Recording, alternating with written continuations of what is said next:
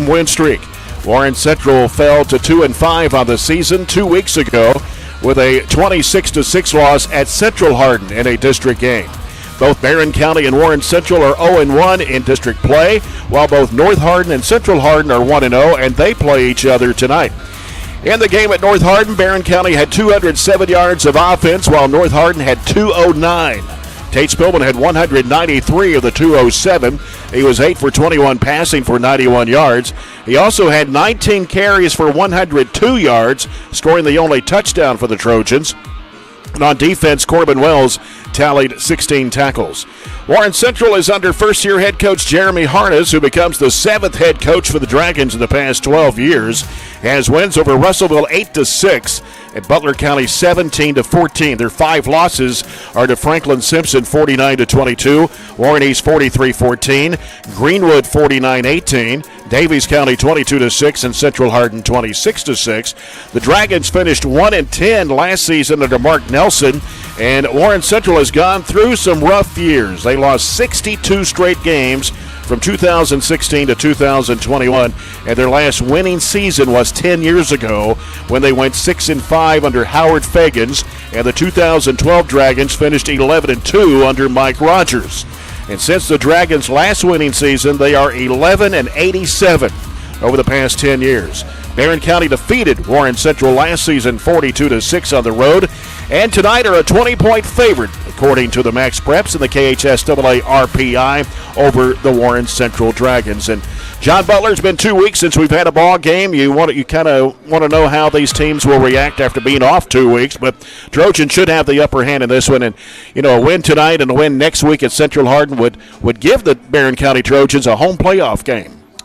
Well, coming off the break, I would much rather be 6-1 than 1-6 coming off the break, because I just think with when the weather turns and you only have 3 or 4 more games left on your regular season, the one thing that you need, I think, as a football team in particular, is hope. Barren County's having an outstanding year, best year they've had in many, many, many years, 20, 25 years. It'd be 6-1 right now, and with a really strong opportunity to go 7-1.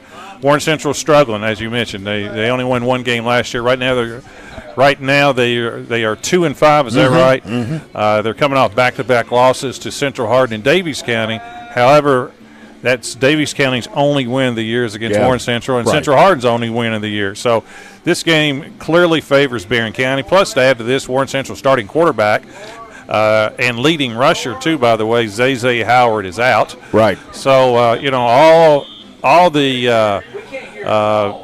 I guess good points, I guess you could say, including momentum, lies with Barren County. Yep. Let's go down to Joey Bunch. He's on the sideline for an aero safety sideline report. And, Joey, it's great weather tonight for this football game, and hopefully the Trojans can pull off the victory and go to 7-1 after tonight. Hey, Jay, microphone's working. Got a new microphone. Everything's working well, so we're excited to be with you tonight. What I can tell you is it's amazing. I think we were just talking upstairs. This is the, 8th game of the season. Yep. And every game you come onto this field, it seems like we're getting a little darker as it gets ready to kick off, so the times are changing. But tonight's an exciting night here at Trojan Field. It is a big game for us, and I was talking to some people today. It's going to be really exciting to see how we come back after the North Hardin game. But I think that we're going to have a focus about us, and we're going to take care of business. That's the main thing with tonight is take care of business and just work on things that we need to get better at, keep getting better game by game. I just seen Coach Myers, he come over for a few moments, and, just in his voice, you could just feel they're excited to get back here, to get home in front of the home fans, and play football here on Friday nights at Trojan Field.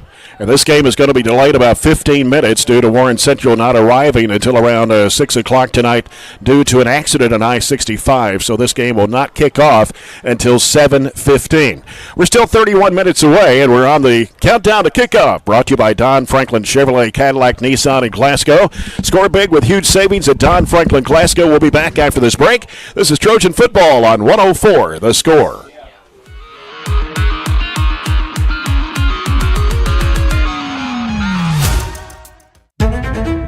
Welcome to Glasgow, Kentucky. This ain't no ordinary small town.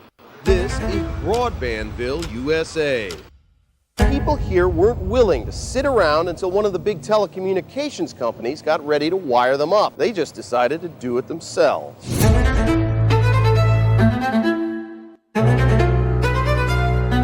In Glasgow, the future is now.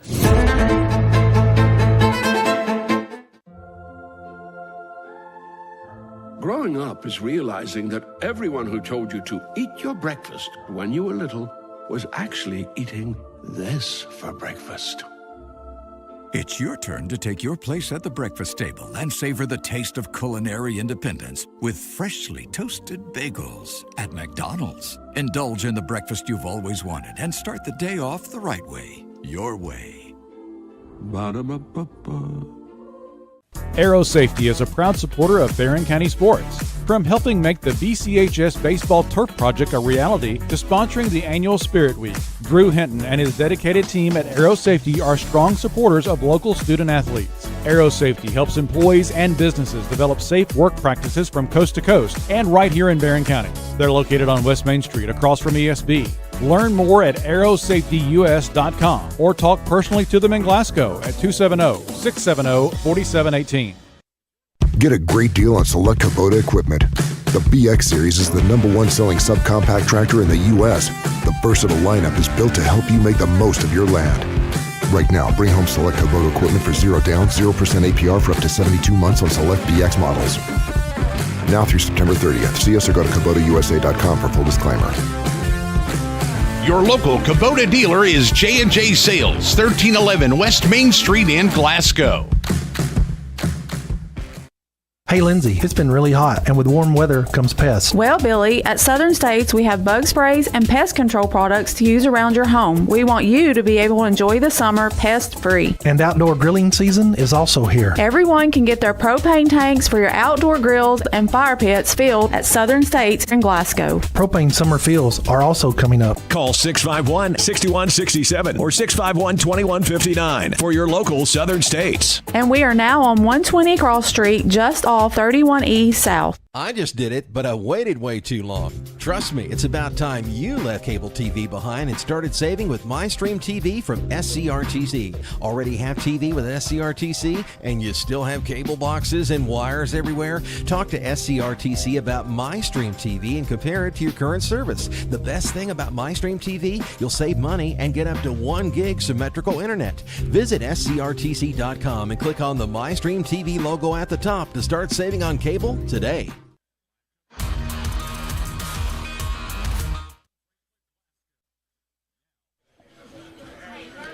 And back here at Trojan Field on a Friday night, we're about 27 and a half minutes away from kickoff between the Barren County Trojans and the Warren Central Dragons. Jay Turner with John Butler, Robert Bauer, Joey Punch. In the game at Central Hardin, Warren Central had 334 yards total offense. 69 were on the ground, 265 through the air. Central Hardin racked up 430 yards. And quarterback Zay Howard for Warren Central was 11 of 23 in that ball game for 185. He also rushed for 60 yards on 11 carries. And we understand Howard is not starting tonight for some reason. No, he's not dressed out. And I guess, I don't know if he was maybe ejected from the last game or injured or what the situation is. But anyway, wide receiver Ray North had 5 receptions for 113 yards. Dominic Anthony had 4 for 66 and 1 touchdown. And defensively, J.C. Likens had 13 tackles. The Trojans are averaging 30.7 points a game to their opponent's 16.3 and averaging 342 yards of offense per game, 250 on the ground, 92 through the air. Quarterback Tate Spillman leads the Trojans. He has thrown for 644 yards and 7 touchdowns while scoring 10 rushing touchdowns for 339. Running back Jordan Harris, who is not starting tonight for Coach John Myers, has 414 yards on 33 carries and 4 touchdowns. Dalen Thomas behind him with 49 carries for 345 and 2 TDs. Cody Kearney, 48 for 221 and a touchdown. And then receiving Jackson Bird, 18 receptions, 316 yards and 3 touchdowns. Freshman kicker Jacob Dooley is 7 for 7 on extra points. And on defense, Corbin Wells has 67 tackles. Braden Houchins has 66. Warren Central is averaging 13 points a game. They give up nearly 30 to their opponents. They average 277 yards in offense per game, 167 on the ground, 110 through the air. And quarterback Zay Howard, who is not dressed tonight, leads the Dragons. He has thrown for 51 passes, 51 of 97 passes and 2 interceptions for 626 and 2 touchdowns, and has rushed 101 times for 574 yards and 4 touchdowns. Again, he is not in the lineup tonight, so they will have a different quarterback in Tavy Dunn, a sophomore, who will start for the Dragons tonight, John. Yeah, I mean, it seems to me, without seeing either quarterback, that's obviously a big loss when you lose your quarterback, who not only is throwing for over 50% completions, but several touchdowns, but also the leading rusher. I would think that would be a big loss for Warren Central. Yep. Well, there's a lot of games around the area tonight, and we'll try to keep you updated on the scoreboard, which is brought to you by Barren County Judge Executive Jamie Billy Byrd. Over the schedule tonight on the 104 The Score area schedule, Glasgow is on the road tonight at Hart County. Hart County is 7-0 on the season. Glasgow has lost 4 in a row. Yeah, that would be a tough one. It seems like Hart County has continued that magical run last year, in which they only lost 1 game, and that was in the state semifinals. It would be a tough one for Glasgow. Caverna at home tonight against Russellville. Yeah, that's a big game. That's a district game. Caverna and Russellville, by far the best teams in that district. I think Caverna will beat Russellville. Metcalfe County at home tonight at Edmonton against Clinton County. After what Clinton did to Green right before the bye. And that was surprising, too. That got my attention right there. Yeah. Should be a good football game. And Monroe County at home tonight. They're 2-5. Greene County also 2-5. I like Monroe. Allen County, Scottsville is 6-1. They go all the way to Callaway County, who has not won a game this season. Well, Allen County had that great comeback before the bye against Warren East. I think Allen will win easily. Warren East has go all the way to Paducah Tillman, and they have not lost a game, 7-0. Yeah, that'll be a tough one for Warren East. South Warren and Bowling Green tonight battling out. Both teams 6-1. Yeah, that's the marquee game in this area. Bowling Green, South Warren. It won't be the first time traditionally they'll play each other. They always play each other, it seems like, in the state playoffs as well. Yeah. Greenwood at Franklin Simpson tonight. Yeah, like Greenwood. Logan County at home against Hopkinsville. Like Hoptown. Owensboro Catholic undefeated at Edmondson County. Yeah, but they'll probably go to 8-0 tonight. It'll be a long night for the Cats. Yeah. Russell County hosting Wayne County. Adair County at Butler County. They're 0-7. Adair 6-1. Yeah, Butler County will be 0-8. And undefeated Campbellsville hosting Louisville Holy Cross. Yeah, it could be a good game, but I think Campbellsville will roll. And then one we'll try to keep tabs on as well tonight in district play. Central Hardin is 1-6. They are at North Hardin. Yeah, that's sneakily a big game in this district, but I think North Hardin will probably take care of business. And Central Hardin is where we will be next Friday night for another district game. And as we talked about a minute ago, the Trojans can beat Warren Central tonight, beat Central Hardin next week. They would host a playoff game here on November the 8th. So hopefully that will happen. There's not very many undefeated teams across the state. Campbellsville in Class A and Lexington Sayre. 2A, it's Owensboro Catholic and Prestonsburg. Hart County and Hancock County in 3A. Paducah Tillman, Boyle County, Franklin County in 4A. Cooper in 5A, and there are no undefeated teams left in 6A. So that's kind of narrowing it down a little bit now as we get closer to the end of the season. That's the area schedule brought to you by 104 The Score. We're going to come back with the starting lineups of tonight's game between the Barren County Trojans and the Warren Central Dragons here from Trojan Field on this Friday night when we return with more of our countdown to kickoff brought to you by Don Franklin Chevrolet Cadillac Nissan in Glasgow on 104 The Score.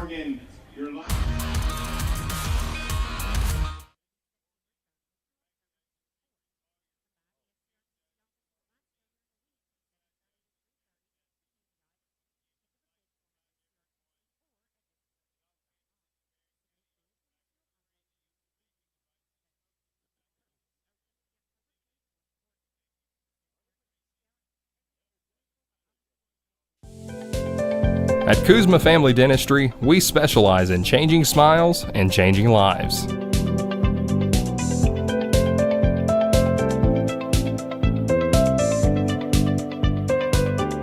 If you'd like to experience this wow factor transformation that not only can change your smile, but change your life, give Kuzma Family Dentistry a call at 270-651-2638, located at 501 West Main Street in Glasgow. Hey son, what you doing? Daddy, I'm gonna own a dealership one day. All right, I'll dream with you. From one small dream to over 25 dealerships in the state of Kentucky, we have set out to provide Kentuckians with reliable vehicles and the best customer service for over 50 years. This may have started with a simple dream, but our dedication to our customers will go on for generations. We've got you. It's a pledge to make sure you're always taken care of. A pledge that Farmers RECC honors each and every day. When it comes to keeping things running smoothly or getting them back on track when they're not, we've got you. Always. Farmers RECC is a Touchstone Energy cooperative, your source for power and information. Extreme Health Club and Extreme Fitness for Women, both with 24-hour access. And Extreme Blend Smoothie Bar to help you refuel and recover. Over 8,000 square feet of weights in Extreme Health Club and ladies only at Extreme Fitness for Women, including tanning beds, both with access to saunas, infrared saunas, and the 90-degree saline therapy pool. You'll love the wide variety of classes with experienced instructors. Personal training is available and with the best in the business. Call or stop by today and see what everybody's talking about.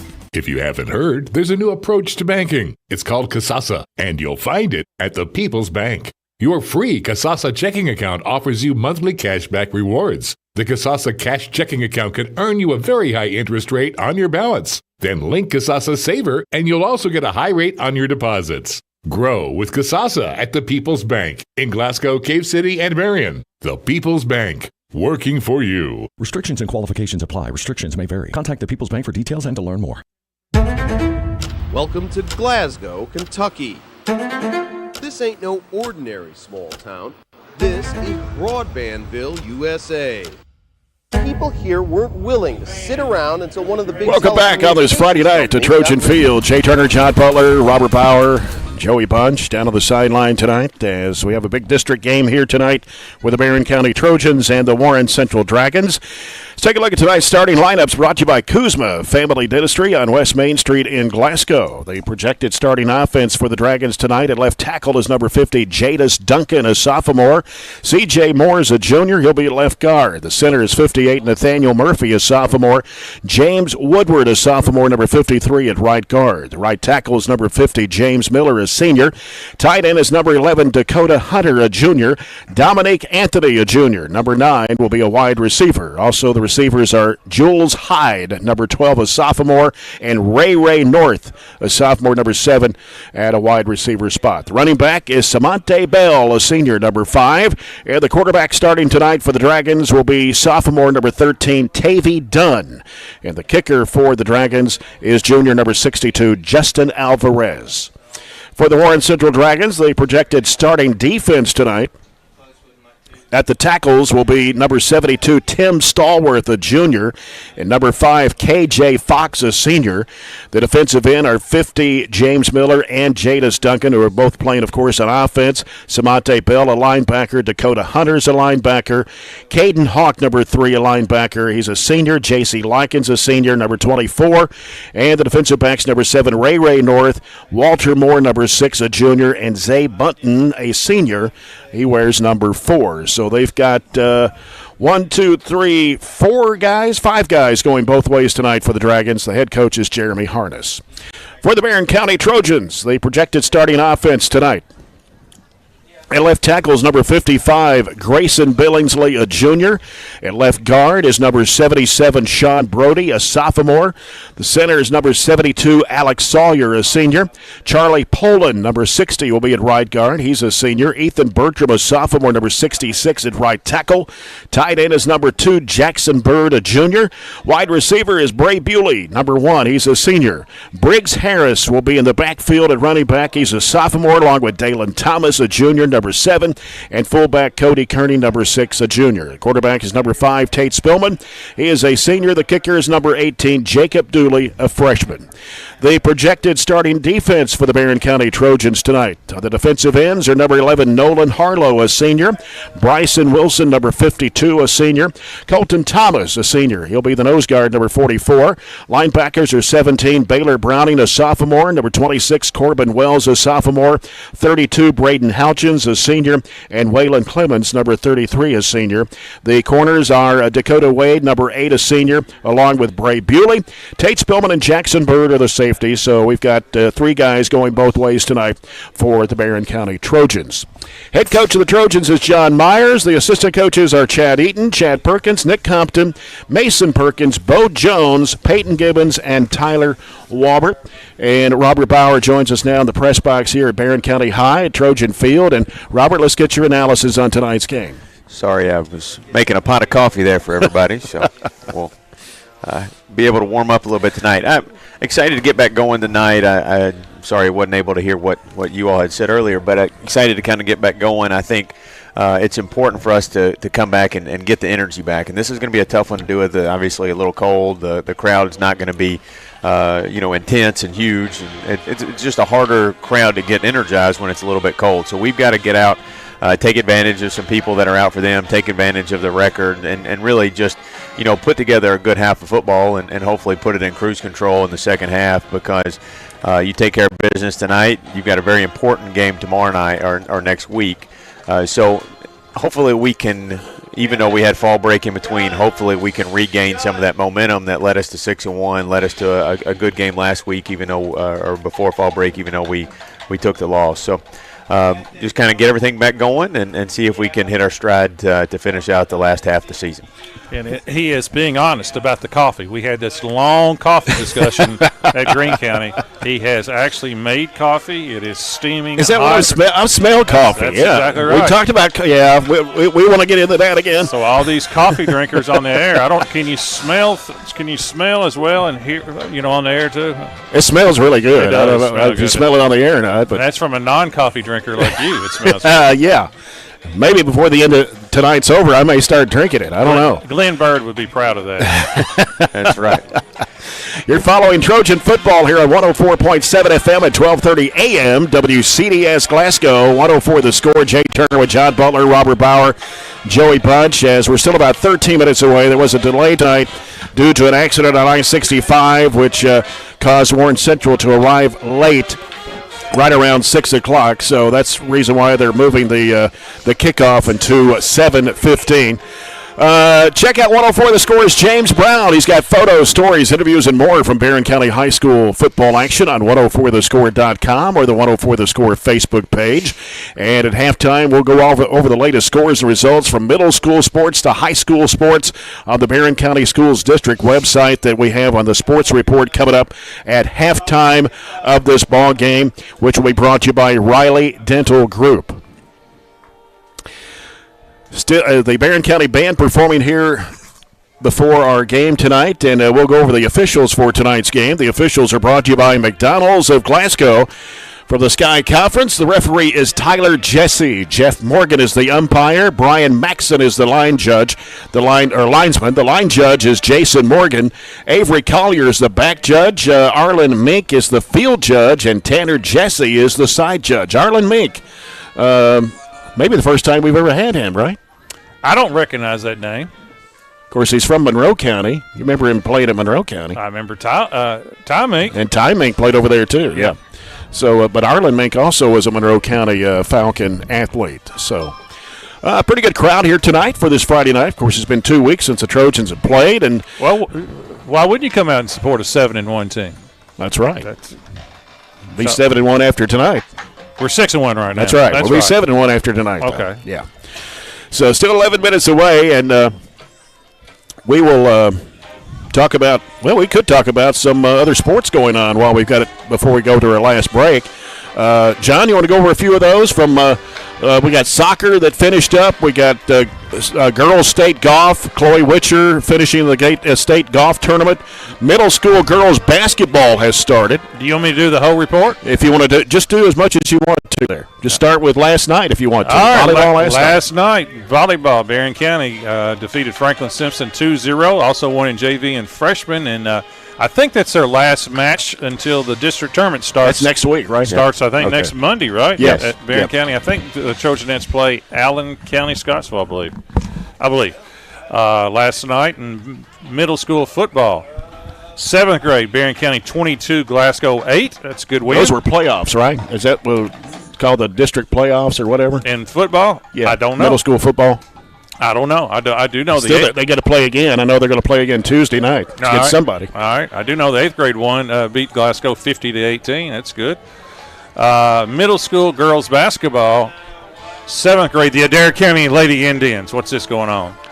Defeated Barren County 31-26. They must have a really good middle school girls team because I think, according to Brent Spillman, the coach of the Trojanettes, they're just now finishing up their season. I mean, they're finishing up their season. Barren County just now getting started. Well, you know, the Loy kid that plays for his sister is a 7th grader. Oh, okay, well, and, that kind of shows on the score there. She's a good player for Adair, and I think you'll see her in high school varsity too. So Barren lost both games last night to Adair, 31-26 and 40-34. Tuesday, October 15th, volleyball, Barren County defeated Butler County 2-0, and same score in JV and freshman. And in middle school basketball, there we lost 4 times to Adair this week. 7th grade lost 43-16 to Adair on Tuesday, so they did a little bit better. Thursday, they only got beat 5, and then in 8th grade lost 49-28. Monday, October 14th, regional tournament soccer and boys. Bowling Green, who's one of the top 5 teams in the state. They ended up winning the region, didn't they? Yeah, defeated us 8-0. JV football, Barren County 24, Warren Central 14. Girls soccer regional tournament, Bowling Green, who has not lost this year. I think they're 15-0-1, defeated the Trojanettes in the first round 7-1. Congratulations to Chloe Witcher at the girls state golf tournament. She played really well. She finished 17th in the state tournament out of 89. So congratulations to Chloe. Chloe's only a sophomore. It's a good performance for her.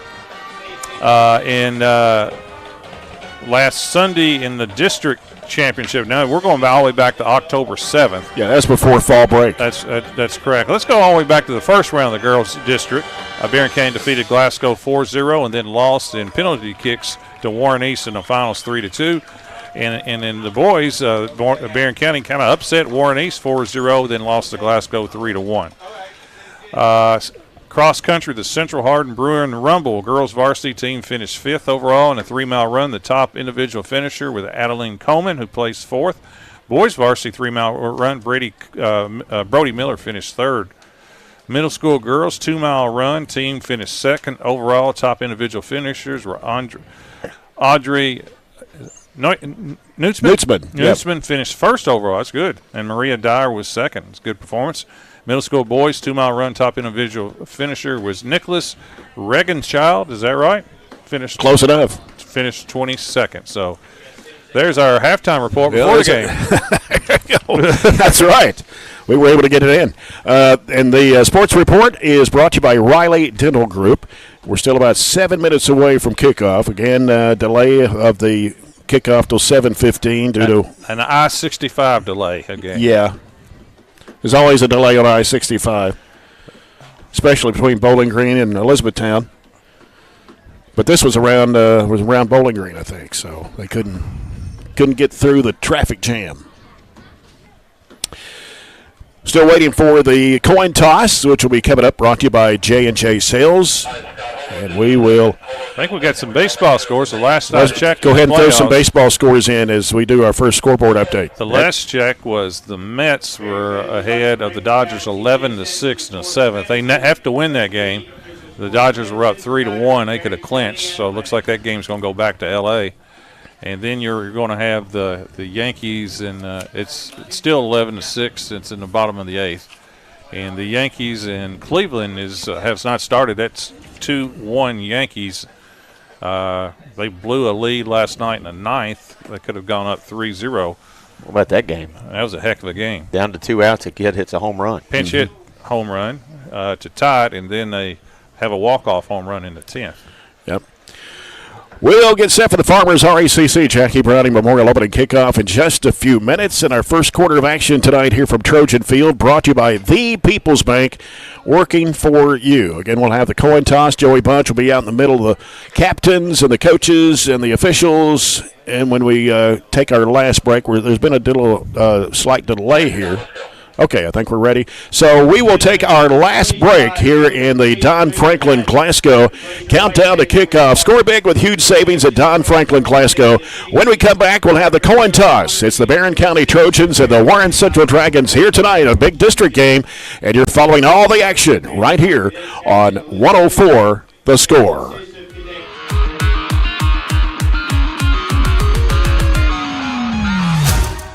To wire them up. They just decided to do it themselves.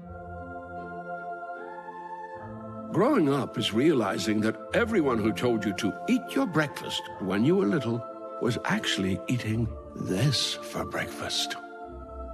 It's your turn to take your place at the breakfast table and savor the taste of culinary independence with freshly toasted bagels at McDonald's. Indulge in the breakfast you've always wanted and start the day off the right way, your way. Ba-da-ba-ba-ba. Get a great deal on select Kubota equipment. The BX Series is the #1 selling subcompact tractor in the U.S. The versatile lineup is built to help you make the most of your land. Right now, bring home select Kubota equipment for 0 down, 0% APR for up to 72 months on select BX models. Now through September 30th. See us or go to KubotaUSA.com for full disclaimer. Your local Kubota dealer is J&J Sales, 1311 West Main Street in Glasgow. Hey, Lindsay, it's been really hot, and with warm weather comes pests. Well, Billy, at Southern States, we have bug sprays and pest control products to use around your home. We want you to be able to enjoy the summer pest-free. And outdoor grilling season is also here. Everyone can get their propane tanks for your outdoor grills and fire pits filled at Southern States in Glasgow. Propane summer fills are also coming up. Call 651-6167 or 651-2159 for your local Southern States. And we are now on 120 Cross Street, just off 31E South. Reliable internet and great customer service? Two things you'd like to have? I'm talking local service and quick response when my internet is out, which never happens, by the way. That's exactly the type of customer service you get from an awesome internet provider like SCRTC. Not only do they provide gig speed and superior Wi-Fi solutions, SCRTC backs it up with phenomenal customer service. That is true value in an internet provider. Go to SCRTC.com and get yours with an unmatched service guarantee.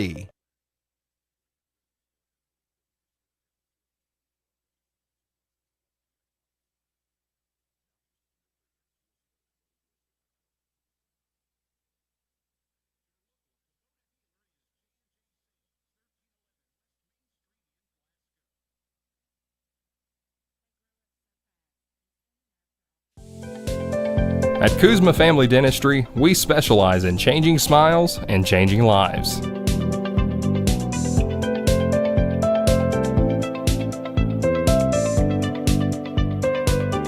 If you'd like to experience this wow factor transformation that not only can change your smile, but change your life, give Kuzma Family Dentistry a call at 270-651-2638, located at 501 West Main Street in Glasgow.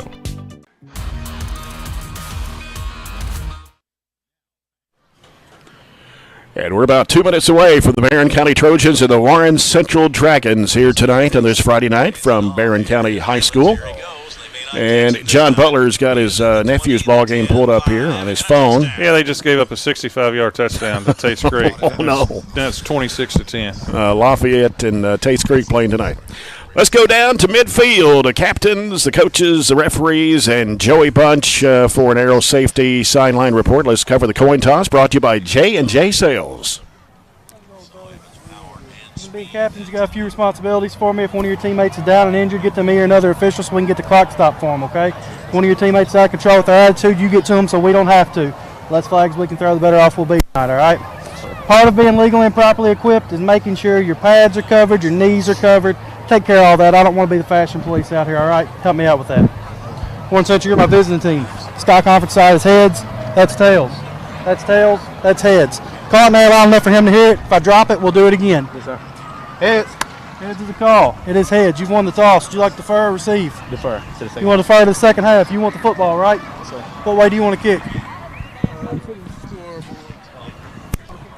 Okay, Jay, there it is. Warren Central won the toss. They've deferred to the second half. Trojans will receive the ball to start the game. That's the best we've ever heard. that contraption we got set up. We have performed miracles here. That is perfect. Well, we've got it on top of the roof. That's the reason why it's much better. That is clear as clear can get. We don't have it down at field level. Find a way to take that on the road. Yeah, wouldn't it be nice? All right. Barren County and Warren Central. Trojans won the game last year 42-6, and it was a running clock. Yes, I'm okay with that. Make up for the late start. Yep. This game getting started right at 7:15. Well, we used to when we first started doing this. All games were 7:30, if you remember. Oh, that's true. Long time ago, 8. Yeah. 8 at one time? Yeah.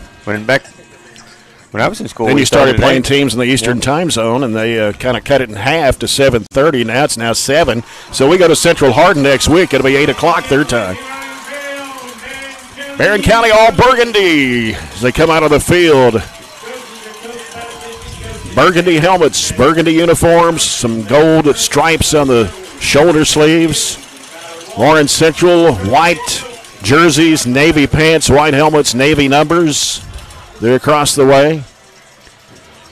Again, Jeremy Harness is the 7th head coach in 12 years for the Warren Central Dragons. And we talked about during the pregame 62 straight losses from 2016 to 2022. They're 2-5 this year. They finished 1-10 last year. Back in the 80s and 90s, they were really good. State power. Yes. Who was the basketball player? Was it DeWeese? DeWalt. Yep. He was a good football player, too. I think they got to the state finals or semifinals, and he blocked an extra point or kick or something like that, if I can remember. But, yeah, they've fallen on hard times, and Warren Central will drop back down next year to 5A with the Trojans go back into the Bowling Green district. Yep. Well, Bowling Green, Greenwood, Warren Central, Grayson County. And I'm not sure about Ohio County. That's still kind of questionable right now. I'm not sure if they're going to play a district schedule next year. Yeah, they could go independent. Is that right? That's right. That is correct. Only 3 regular season games left of the schedule before we head to the playoffs. Of course, next week we'll be at Central Hardin, and we'll come back 2 weeks from tonight to take on Allen County Scottsville before we head to the playoffs, which hopefully that'll be a home playoff game here in about, 4 weeks? Is that right? Yeah, it's in our hands. I mean, we have to take care of business. Have to beat Warren Central, and more than likely have to beat Central Hardin, I assume. Justin Alvarez will kick off for the Warren Central Dragons. As they're coming from left to right, Barren County be coming from right to left. And here's Alvarez's kick, and it's going to go to the near side of the field where it is fielded. Dalen Thomas with it, runs to the 20, 25, up to the 30, stays in bounds, 35, 40, up to the 45, still going up to the 50-yard line and across into Warren Central territory. Good gracious, they had him hemmed in at the sideline. I thought he stepped out of bounds at first. Well, I just thought they were going to shove him out of bounds, and they never did. I mean, he turned looked like nothing into about a 40-yard return. Yeah. So the Trojans have it in Warren Central territory at the Dragon 48.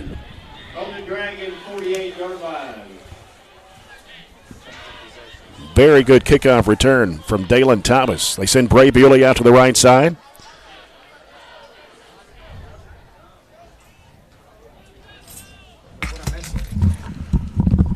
A little bit of a delay here, just a second. Change footballs. Yep.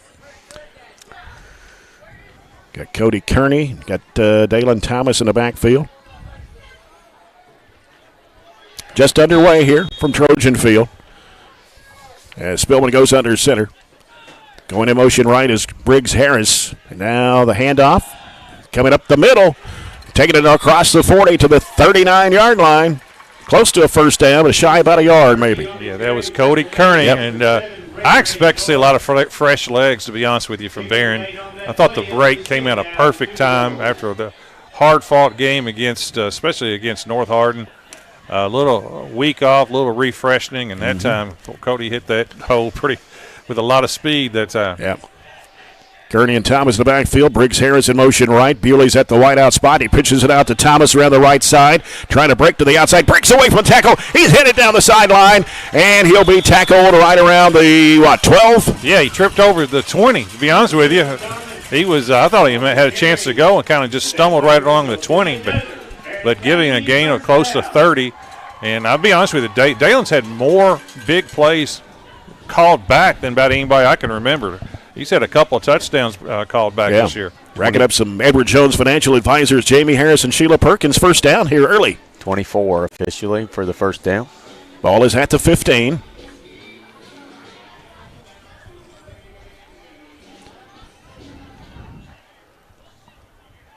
Wide out to the left. Man in motion left. And up with it is Kearney. Gets across the 10 to about, the 8? Yeah, I mean, that's the fullback lead. Are they going to stop him at 11? Looks like he went over the 10-yard line. That's all right. Fullback lead, gain of 4. We'll take 4 a play. So second down and 6 for Barren County. Played a minute and a half of this opening quarter.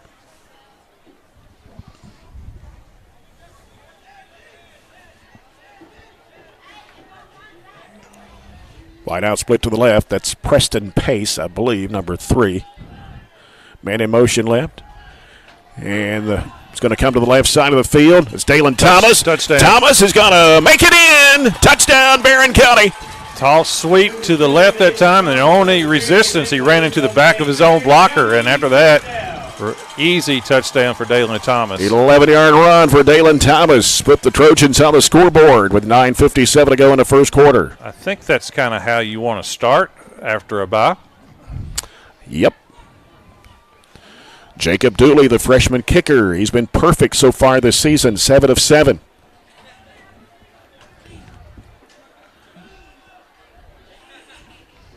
Here's a snap. Ball is down. A kick up by Dooley.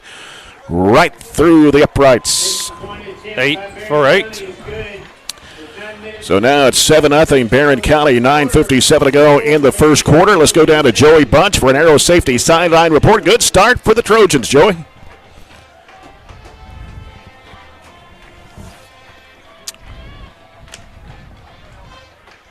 Well, I just bragged on this machine. I don't know what happened there that we have up here. Well, if Joey could talk, Joey would say that's a very impressive drive. Yeah. It helps that you start with a 37. Well, he's coming up here. What's maybe some battery issues. Oh boy, here we go. 37-yard kickoff return obviously sets us up in their territory, and then 4 positive plays later. 11-yard touchdown for Dalen Thomas. Just over 3 minutes off the clock, and I like the way this starts, and hopefully we can continue that train rolling down the track. And I think it's key to keep those fresh legs. You get everybody kind of back in a groove, but you kind of spread the wealth tonight, let everybody get on the field, and you focus on what's a very important district game if you're able to win this one next week.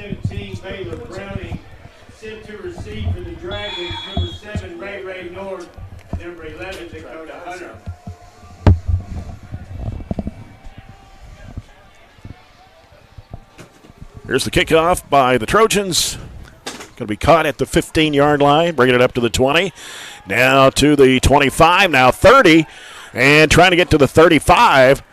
They finally bring him down around the 32-yard line. That is 12 on the kickoff return. That's Jules Hyde. Jules Hyde, sophomore for the Dragons.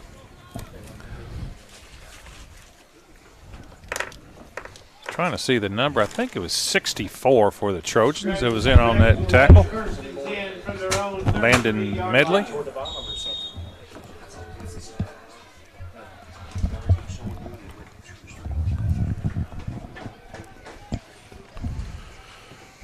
Here's a handoff. Warren Central. Number 3. For the Dragons, and that is Caden Hawk. That is Caden Hawk. He was not a starter on the offense tonight, but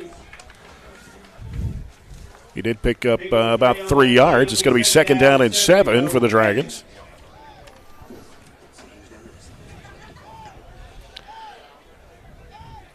Again, the quarterback is Tavy Dunn tonight instead of Zay Howard, who is out tonight.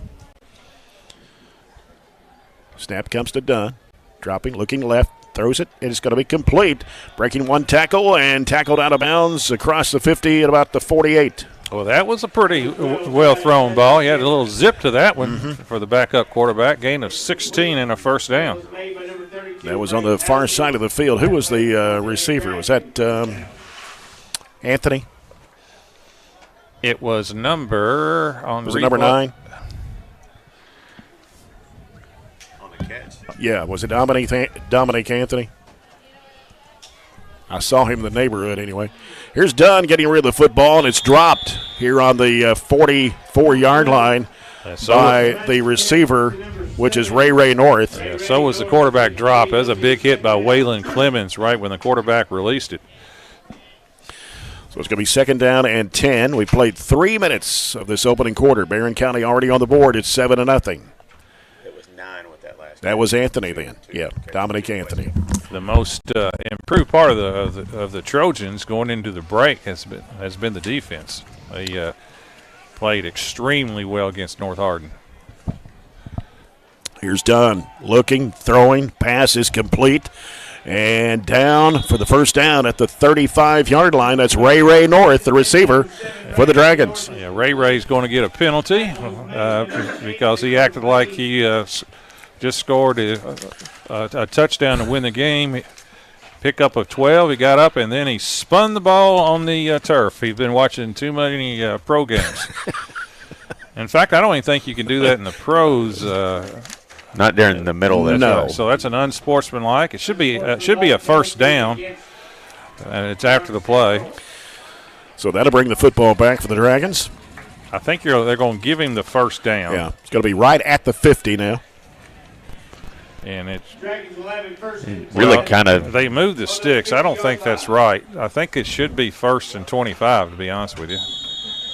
Because the first down was after the play. They get the first down, then they penalized is what they should have done, but they did not do that. But they moved the stakes too. I think that's a mistake, but guess what? It's high school rules. I really have no idea. So it actually you kind of just reset that first down, but they have. If it was after the play, it should have been a first down and move it back 15. So it should have been 1st and 25, in my opinion. Mm-hmm. And what do we got? Well, timeout. Warren Central going to call a timeout. Joey's not down there, but yeah, I'd like to ask that question. If when he makes it back down there with those batteries, he's going to get. That's one of those you kind of put in the bug of an assistant coach and just say, "Hey, is that?" I think at the other level, for sure, it is. Well, you have it. You can only do one of two ways, right? I would think. You either give them the first down, or you back it up and make it, from that stick. There is a conference of the Zebras right now while everybody else is huddling too. They may just be talking about there's 15-minute delay might have them late to their late night snack.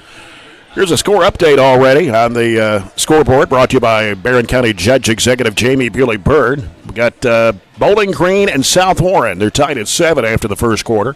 Glasgow Hart County scoreless after the first quarter. I kind of missed y'all's rundown of games. Best game around tonight, Bowling Green, South Warren? I would think so. Probably. I would think. Yeah. Caverna and Russellville for single A's should be a good game. Snap comes to Dunn.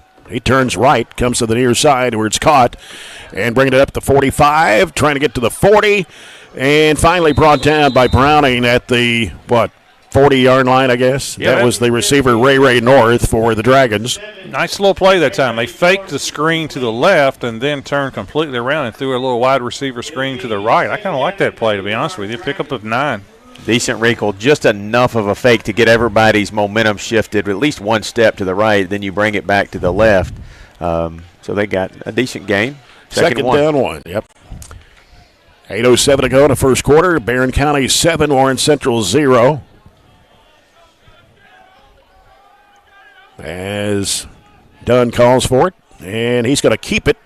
Comes to the near side of the field, 40, 35, out of bounds. They did get the first down. Yeah, gave him a gain of 6. Number 13 done on the carry, driven out of bounds. For a backup quarterback, That play resulted in a Dragon first they down. seem to be moving the ball pretty well. He looks pretty good to me. Yeah. He's a sophomore.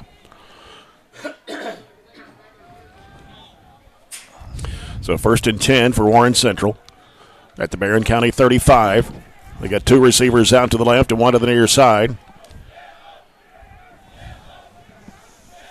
And snap comes to Dunn. He's rolling out to the left. He's looking, gets rid of the football. It is caught by his receiver at around the 30-yard line, knocked out of bounds about the 28. That was number 11, Dakota Hunter for the Dragons. Well, the quarterback is 4 for 5 right now. So that was a good ball. I mean, he's got something on it. And that one was a tough one on the run. Able to set his feet there on the sideline. So the Dragons have it at the Barren 29. 2 receivers here on the near side for Warren Central. It is 2nd down and 4. And there's the handoff. Coming to the left side of the field, that is, was that 3 or 2? Number 3. That's Caden Hawk. Yeah, it's going to be a first down. That was a pretty good spot. He kind of fell and then crawled forward for the first down, but it would have been 3rd and inches. There are almost no more measurements in high school or college. Nope. It's kind of stunning in some ways how we used to measure so often, and then somebody somewhere made that decision. They don't do it in the pros either. No. About basically eliminating that aspect. Here's Dunn. He's going to keep it, and he's going to be stopped right at the line of scrimmage at the 25-yard line. Well, that's a nice play that time by Corbin Wells. That's the first kind of negative play that Warren Central's had. No gain on the play. So 2nd down and 10. Got another score update here. Franklin Simpson trailing Greenwood 14-0 after the first quarter. Franklin's a little down this year. 2nd and 10 for the Dragons. Tavy Dunn all pulls Barren County offsides. Well, we went 6 minutes tonight without doing that. The last time we played North Hardin, I think we jumped offsides 7 times, maybe. Mm-hmm. So now it'll be 2nd and 5 for the Dragons. 6:16 left to go, first quarter. Barren County on the board, 7-0 over the Dragons here on a district game in Class 6A. Last time we suited up, 13 penalties for 90 yards. Yeah. Snap comes to Dunn. He's going to hand it off to his running back and taken down at the 19. That was number 5, Samante Bell, the running back for the Dragons. Yeah, that was Spillman and Wells on the tackle. Only a gain of 1 on a play. So bring up 3rd down and 4 at the Barren County 19. Was that Bell, did you say? Bell, yeah. Samante Bell, senior on the Dragon football squad. 3rd and 4. Need a stop. Yep. Need 2 stops. Got 2 receivers left, 1 on the near side for the Dragons. As Dunn takes the snap, and he's going to hand it off again, this time busting around to the right side of the field, and a tackle made right around the 11-yard line. It's Bell. Bell racking up some yardage here. No, that's Hawk. I'm sorry. Or Caden Hawk. Hawk is not listed as a running back. He's listed as a defensive linebacker. He's carried it some this year. I was looking at the stats before the game. He has handled the ball some. So it's 1st and 10 for the Dragons at the Barren 11. Very impressive drive for Warren Central. After Barren took it and about 4 plays down and easily scored. Warren Central, this has been a sustained drive. Very impressive. As Dunn is the backup quarterback for Zay Howard tonight. He takes a snap. He's looking to the left side. He's going to throw. The pass is picked off. It's intercepted. 20, 25, 30. He is gone. It's Jackson Bird. Bird all the way. Oh, a late flag. Oh, boy. Right at the 20-yard line on this end of the field. And he just now threw it. He threw the flag. I was watching when Barren County was at the 40. He threw it late.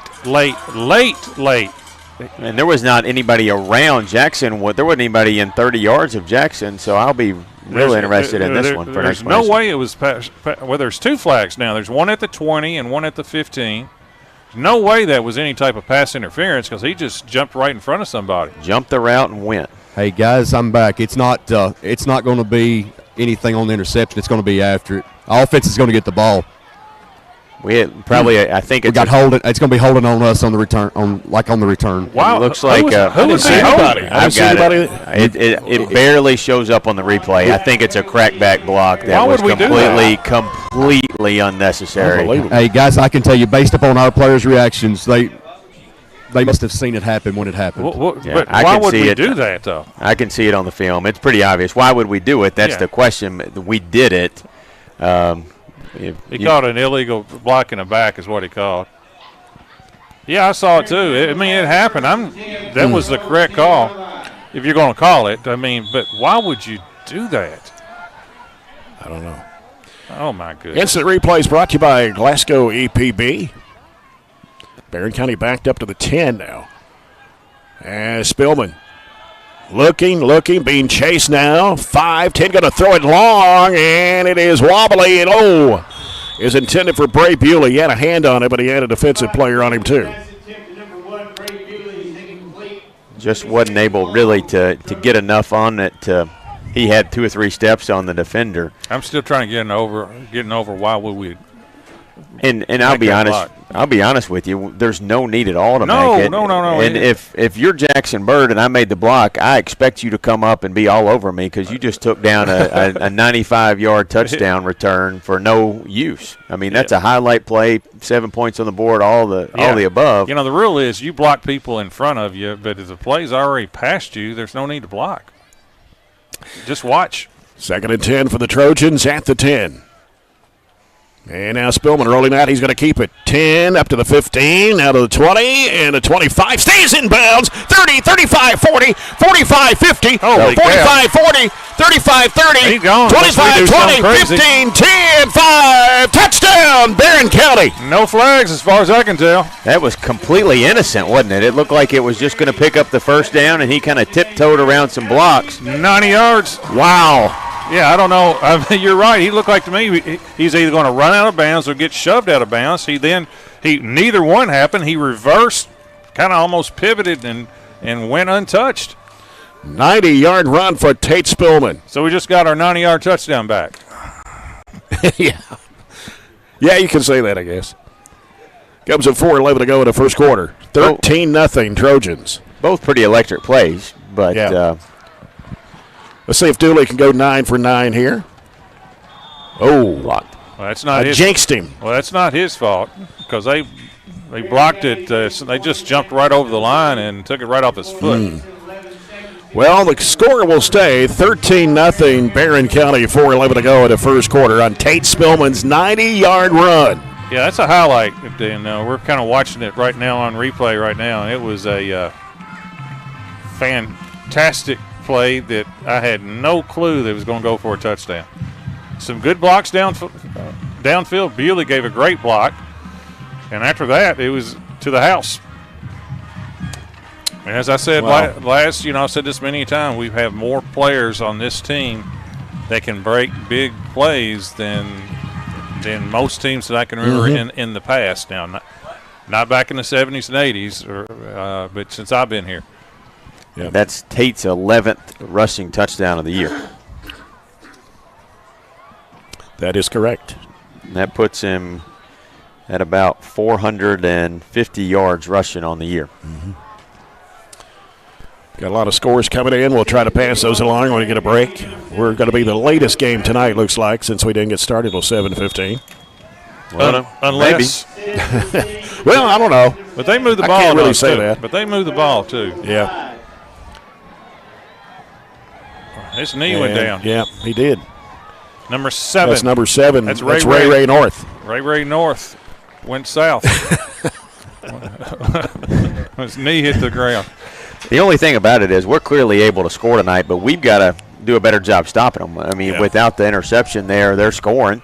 So we at least got the interception, and then really one play later we scored it. So, or 2 plays, we had that incomplete pass. Of course, our touchdowns tonight brought to you by Hatcher and Sattler Funeral Home. We've got 2 of them here in the first quarter. One by Dalen Thomas, the other a 90-yard run for Tate Spillman.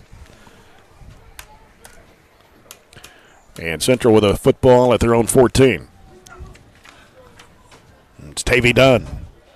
He's going to keep it. Coming to the near side of the field, 15, runs it out of bounds around the 19-yard line.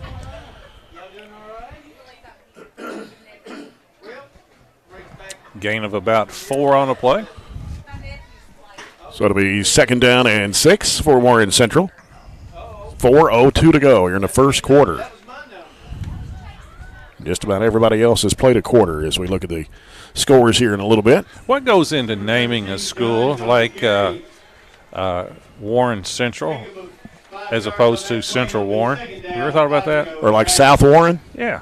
Why do they say Warren South? I don't know that. Warren East, Warren Central. Why not Warren South? Southern Warren. Here's Dunn. He's going to throw it to the left side of the field, and he's going to be caught. And it's going to take a couple of Trojans finally bring him down out to the 40-yard line. Good throw. Gain of 21 on the play. Hyde.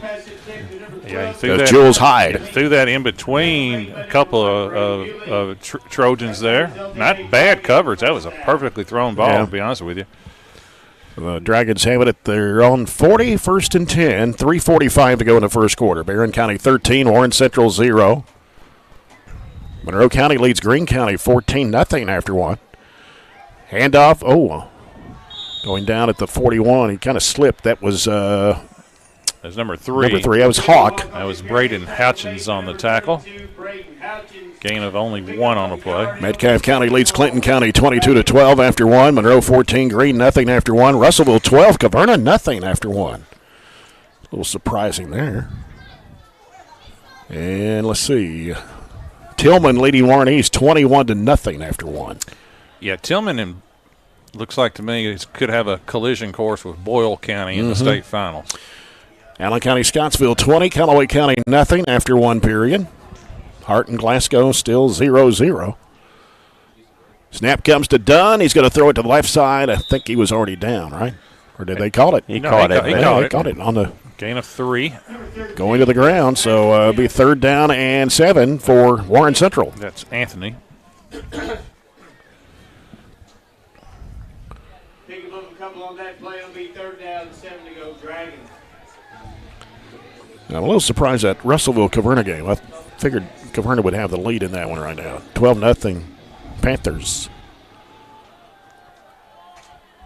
3 receivers to the near side, 1 out to the left. Here's Dunn, and he's looking, being chased, being pressured, and taken down from behind. Colton Thomas at the 35-yard line. That is an official sack. Yeah. And a loss of 7. Nice play that time by Colton Thomas. Boy, he had to chase him down as well. And that will force the Dragons to punt. 6 punt for the Dragons. Bree hasn't had many chances to go up and get a return. He's awful close. He is. They must have seen something on film. Yep. Mason gets rid of the punt and bounces across the 40, 35, down to the 34-yard line where the Trojans will have it with 1.5 minutes to go here in the first quarter of play. We have a yellow. There is a handkerchief at the 50. At the 50. That was thrown after the play, but I feel like it is on us. And that's another block in the back. And the reason it was thrown after the play is because it was well after the ball had bounced and Bray was even out of the way. I didn't get the number, but I kind of saw it in the very last tail end of the play. And Joey's down there on the sideline. He wants to talk to us. No? Okay. Why are we doing Why are we doing things like that for? It's nice to be aggressive, and it's nice to have teams that want to block. Yeah, it moves the football to the 24. But you need to also there's another component to playing any sport too, and that is you got to use your noggin sometimes.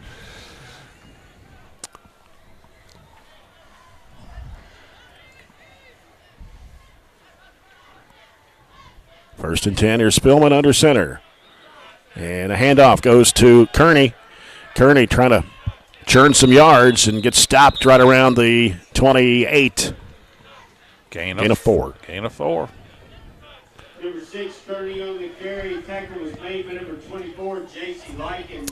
So it'll be 2nd down and 6 for the Trojans with 1:10 to go here in the opening quarter.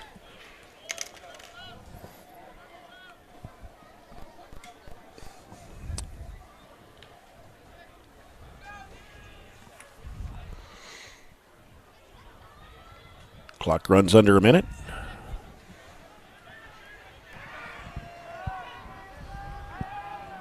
Play clock is down at 5. Dalen Thomas in motion, and here's Spillman going to throw to the left side of the field. It's going to be caught and dragged out of bounds. That was Bray Bewley at the 33-yard line, just shy of the first down. Just a quick little out pattern that time. Going to be 1 yard short. The way we've been running it, I don't think we'll have any trouble picking up this one. Joey, can you talk to us? Yeah, Jay. Okay. Once again, replace batteries in both of them again. Oh. So, hey, real Even quick, the I can batteries tell you up Coach tonight. Myers' number very frustrated with the last 2 penalties. Just very frustrating. No reason for it at all. Yeah. Spillman throws to the right side of the field. It is going to be dropped. That was Jackson Bird, the intended receiver on the far side of the field. If we're throwing it on 3rd and 1 from the 32, that tells me that he was for sure going to go for it on 4th and 1, even though this is inside the, it's kind of a dangerous play to do that. But I don't think he would have thrown a 8-yard out across the field if he wouldn't plan on going for it on 4th down. And this has been quarterback sneak time all year long for Tate. Tate Spillman going to take it. And did he make it? He got it, but it wasn't as easy as the pass. It was just barely. Yeah, we got a great spot. And that is at the Oh, Lord. Are we actually going to measure for once? Official timeout. They're going to measure.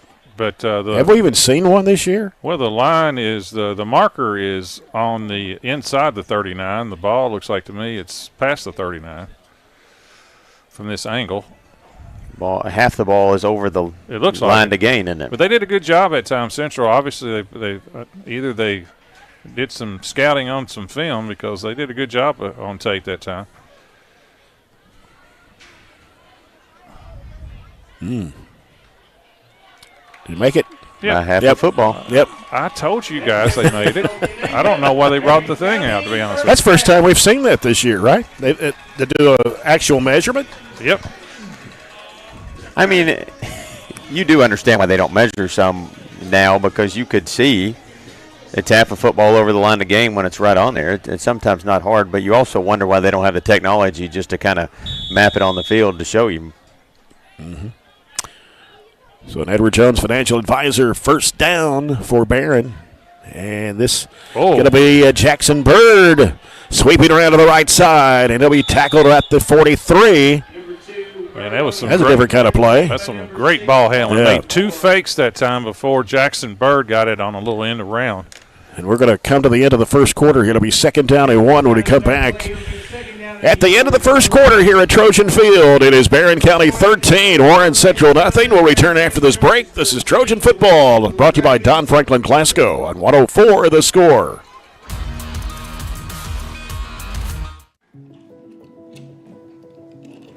Hey, son, what you doing? Daddy, I'm gonna own a dealership one day. All right, I'll dream with you. From one small dream to over 25 dealerships in the state of Kentucky, we have set out to provide Kentuckians with reliable vehicles and the best customer service for over 50 years. This may have started with a simple dream, but our dedication to our customers will go on for generations. We've got you. It's a pledge to make sure you're always taken care of. A pledge that Farmers RECC honors each and every day. When it comes to keeping things running smoothly or getting them back on track when they're not, we've got you. Always. Farmers RECC is a Touchstone Energy cooperative, your source for power and information. Are you looking for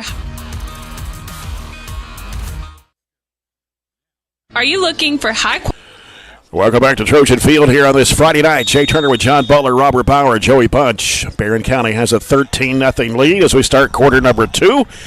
And it's brought to you by South Central Bank, small enough to know you, big enough to help.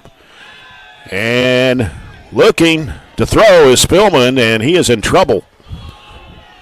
He throws it up in the air, but it is caught. I don't know how in the world. Oh, my goodness. Caught at the 45-yard line by Jordan Harris. That's one of the most remarkable passes I've ever seen. I mean, I thought he was completely in trouble down here. Of course, couldn't even see it. Tate was at the sideline and then he ran back about 10 yards backwards and just heaved it across the middle.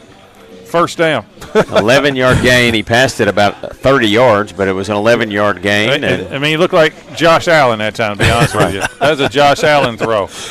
Wow. By the way, my favorite quarterback. That's one of those you don't do, is normally kind of throw it back, but everybody was in pursuit of him, and he was the only one not panicked. He was very much under control and knew exactly what he was doing to get that first down. Backfield is split, and the handoff to Cody Kearney off left tackle. He'll take it to about the 41-yard line, a gain of 4. Number 6, Kearney on the carry. Tackle was made by number 44. Close to 5. Be 2nd and 6 for the Barren County Trojans, who lead 13-0 here over Warren Central. 1 minute gone into the second period.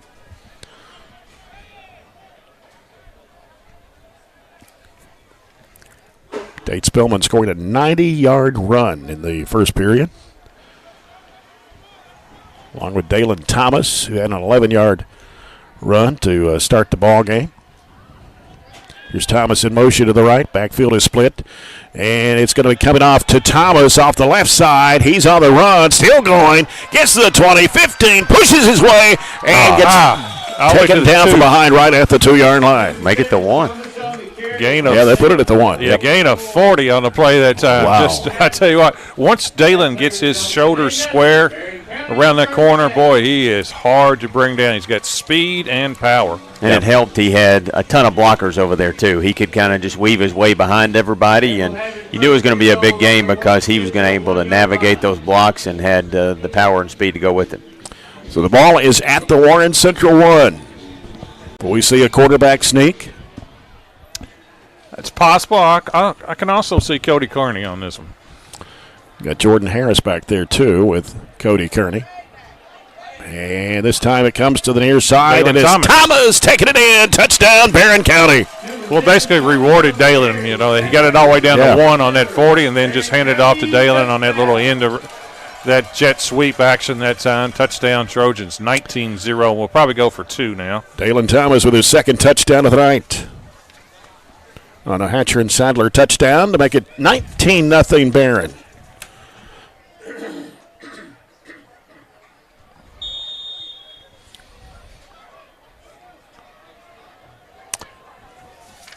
Trojans will go for 2. Jordan Harris, Cody Kearney in the backfield. Backfield is split. And here is Spillman going to throw toward the end zone. It is caught. Bray Bewley. Yep, Bray Bewley with a 2-point conversion on the right side of the end zone to give Barren County a 21-0 lead. Man, just flawless execution right now for the Trojans. Very, very impressive. Let's go down to Joey Bunch for his comments in this Aero Safety Sideline Report. You all just talked about Dalen turning the corner, squaring the shoulders. It's like the first 10 yards after the line of scrimmage, it's just basic speed, and then there's an extra 2 or 3 gears that he kicked it in. And I'm still, the guys in the safety and corners, they were just trying to slow him down, but it's a good way to finish the drive off. If we can just cut down on these penalties right now, the things that's kind of hurting us and slowing us down, it's almost been a flawless first half. A couple of things here on this sideline. Tate done the same thing Dalen did. Patience on running the ball back, and that 90-yard touchdown that he had. Just lots of things that are working right now with some good athletes and kids that are performing. So very good night right now to start the Trojans.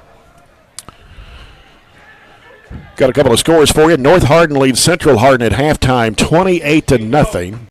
And Hart County leads Glasgow 7-0 just before halftime. Glasgow hanging in there with Hart. Yeah.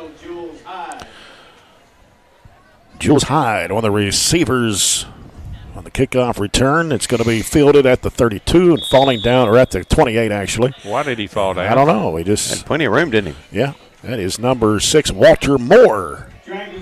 That's like an instruction I would have got if I caught the ball. You better not do anything with it, just fall down. Yeah, but I think Mr. Moore may be a little bit.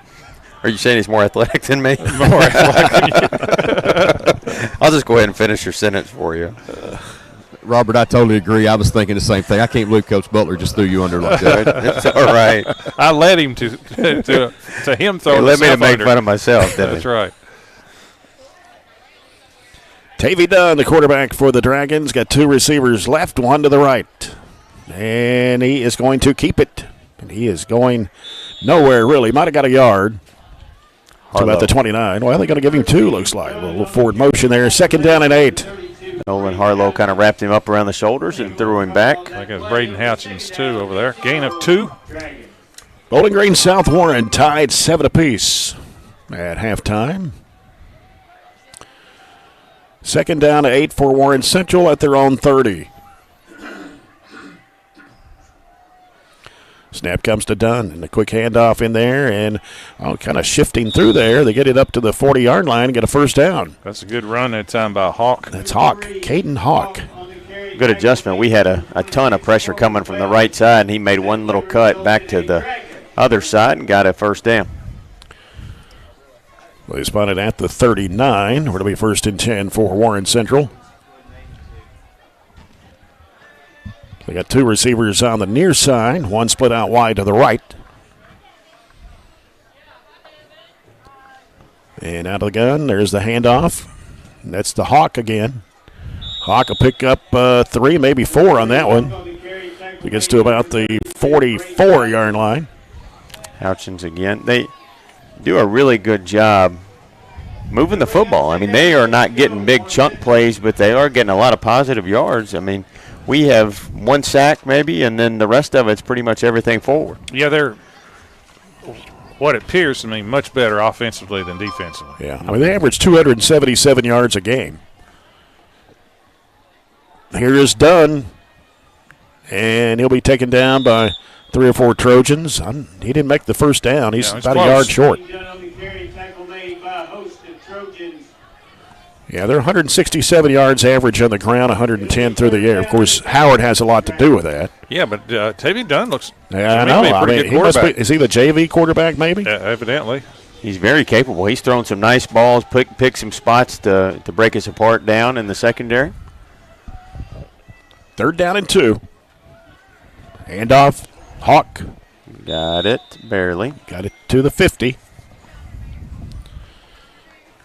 So it will be a first down for Warren Central. 7:43 to play here in the first half. Barren County has a 21-0 lead. And we'll get some more scores here in a second. 7-7, Purples and Spartans. Owensboro Catholic 31, Edmonson County nothing. And now Dunn's going to throw it across the middle where it is incomplete. It was deflected. It went off the hand of his receiver, Ray North. That was really had some defensive pressure. That was good coverage, too, for the Trojans. That was a pretty well-thrown ball on kind of a skinny post that time by Warren Central. And good coverage. I think that was Tate Spillman on the safeties. Coverage. Yeah. 2nd and 10 for the Dragons now. Maybe that was Dakota Wade, Roberts. Was it Wade, number 8? Okay, he's the other safety. 2nd and 10 for the Dragons. 2 receivers each way this time. And dropping back, here's Dunn. He's going to throw it to the left side of the field. It's it's caught right in the hands of number 12 for Warren Central, and that is Juju Hyde. Yeah, we call him Juju. Well, it went off Tate Spillman's hands. Yeah, it went off Tate right into the hands of Hyde. Yeah, Tate went for the interception and should have caught it, to be honest with you. I think he'd tell you that, and went off his hands into the Warren Central player, gain of 25 on the play. I think what happened, Jackson Bird tipped it just enough before Tate was able to put 2 hands on it, kind of changed the complexion of the football, and they caught it. Yep. Dunn rolling out to the right. He gets rid of the football, and it's going to fall short to his receiver. Yeah, that's the first. Ray North. That's the first, second bad throw of the night. The interception was a bad throw, and he threw that one right into the turf. Another halftime score. Greenwood leads Franklin Simpson 24-3. Hart 7, Glasgow nothing at halftime. 6:52 to go here in the first half. Trojans have a 21-0 lead as the Dragons send 3 receivers out to the right side and 1 to the left. And here's Dunn. He's going to keep it and will be tackled about the 23. It's another tackle by Braden Houchins. Not really keeping up with tackles, but he's had several. Gain of 2. Yeah. So it is 3rd down and 9 for Warren Central. 6.5 minutes to play here in the second. Going to get a timeout here, or official timeout. Not sure what that's about. Only took 2 seconds. Snap comes to Dunn. It's Hawk on the carry. Gets across the 20 to about the 18. Going to be short. That was Corbin Wells that time on the tackle. Our linebackers are making a lot of plays. Yeah. Gain of 5 on the play, though. Spotted at the 19. So this is going to be 4th and 3.5. Yep. Relatively big play, especially for Warren Central right here. Got Hawk in the backfield with the quarterback, Tavy Dunn. 2 receivers split out to the right. Dunn looking to the left, fires a pass. It's deflected. It's intended. He had double, triple coverage over here. No, that was a great play that time. That was intended for Anthony. Yeah, it was Zay Ward on the play. I thought Zay played really well 2 weeks ago against North Hardin. Yeah. And if you're watching the replay, watch him come right in here and just basically dislodge the ball. That would have been a 1st down. Good play by Zay Ward. Yeah. Good timing, because a lot of times, and you see in the college and pros, what will happen, they get there too quick and they end up getting a penalty. He was right on time there. Got there as soon as the football did and dislodged it, and we'll take over. We got plenty of time. Take over on downs at 5:34 to go in the first half. In motion is Briggs Harris to the left. And as a pitch out coming to the left side, tackle made right around the 20. That was Corbin. Was it Corbin Wells? No, Jordan Harris. Is that Jordan Harris? Okay. The 0 and 6, they kind of blend together. So it was Jordan Harris, right? Our instant replay is brought to you by Glasgow Electric Plant Board. As we're at 5:05, and the clock running here in the first half. Trojans 21, Warren Central 0. Barren County moving from left to right. Backfield is split. Spillman is under center. Takes a snap. He's looking. Coming to the near side of the field. It's going to be caught. Oh, Preston Pace bounced off his chest. Thought he had it there. Just right on target. He took his eye off of it, to be honest with you. The ball hit him, went right through his hands off his shoulder pads. It would not have been a 1st down, though. No. Mind you, you're listening and watching Trojan football here on 104.7 FM and 1230 AM, WCDS Glasgow. Online at 104thescore.com. BCHS Live, headed by Aaron Russell tonight. As we're a 3rd down and 9 situation for the Trojans. Man in motion comes to the near side. It's Spillman under center, and he is rolling out right. He gets rid of the football, and he's going to Whoa. I thought he had it. That was that Briggs Harris? That was Briggs Harris. He almost made a... And Warren Central player is down. He almost made a spectacular catch in traffic that time. In between 2 defenders. And a Dragon shaking up on the play. Laying over on his back right now. 4:42 to go in the first half. Barren County 21, Warren Central 0. This will be the first hold tonight by the defense of Warren Central. It's going to force us to punt.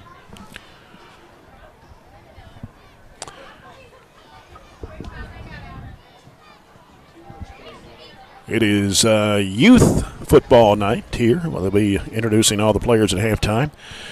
Last halftime score, Hart County 7, Glasgow 0. I think we had 2 kids kind of in the same vicinity that brought that extra defender over top, allowed it to knock the ball away, so Harris didn't have as easy of a time making that catch, and that's why ultimately he probably wasn't able to. Russellville leading Caverna 18-0 now. 8 minutes left in the first half. I'm a little surprised, though. Allen County Scottsville 27, Callaway County 0. Surprised on the Caverna game. Not that Russellville's ahead, but Caverna hadn't scored. Right. Surprised me a little bit.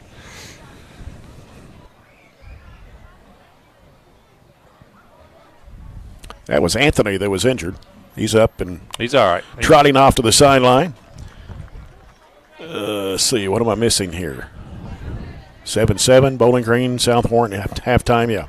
Two good quarterbacks in that South Warren Bowling Green. Absolutely. Game. Deuce Bailey and Button for South Warren, both Division I signees, I believe. Where's Bailey going? One of them's going to Eastern Illinois, right? Eastern Michigan. Eastern Michigan. Okay. One of them's going there, and I don't. Button's going to Eastern Michigan, right? Okay. Maybe Deuce Bailey has not signed. I haven't heard anything. Houchins with the punt. Takes a bounce back. Well, we need to get on it. Right into the Trojan head logo at center field. When the ball bounced backwards. Good field position for Warren Central. 4:32 to go in the first half. They'll have it at the Barren 48. On the Barren County 47-yard line. Tillman 35, Warren East nothing at halftime. Well, that'll be a quick one for Warren East. Yeah. And Warren East not a bad football team either. No. They only have, 2 losses? Allen and Barron. Both close. Mm-hmm. Tavy Dunn has 2 receivers out to the right, and he is rolling out to his right. He's looking. He's going to air it out. It's going to go deep, and it is going to be deflected. Good coverage by the Trojans. Who was that over there? Dakota Wade. Okay. And the intended receiver was – yeah, that was the – can't see the number from here. That's number 9. That was Anthony, number 9. That was the goal pattern that time, and, again, that Dakota Wade running right with him. I think it was 7. 7. Okay. Yeah. North. Oh, Ray North. Got Zay and Ray and Juju and who else is out there? KJ. Second down and 10. That was step coverage. That was really good. Yep. Snap comes to Dunn. He's going to hand it off this time, and that is that Hawk? Stop him at the 45. It is. Yeah, Hawk. 3 Hawk, yeah. 52 for the Trojans. Bryson Wilson was there first.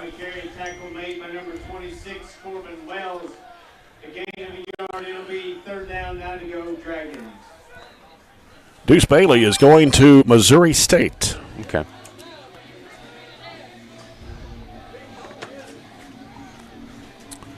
Got several that just text to let us know that. Third down and 9 for the Dragons now as we're down to 3:40 to go in the first half. Dunn gets rid of the football and nobody over there. There's a flag. We're going to call roughing the passer on us. We probably took an extra step, and that's not what got us, but we took our arms and extended and pushed down a little unnecessarily. That'll be an automatic first down instead of a fourth. Well, they called a hold on them as well, so it offsets. Okay. All right. We got a break that time. Roughing the passer and a hold. And a hold against the Dragons. Yeah, they were holding, it looks like for us, they were holding on to 77, Sean Brody, who couldn't make a play.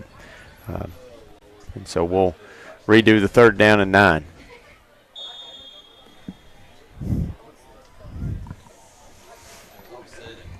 Third down and 9. We're down to 3:33 to go in the first half. Got Anthony, the receiver, here on the left side. 3 receivers out to the right. Got Dunn dropping back. He's got some pressure, being chased, gets rid of the football. It's picked off at the 45. That's Waylon Clemens.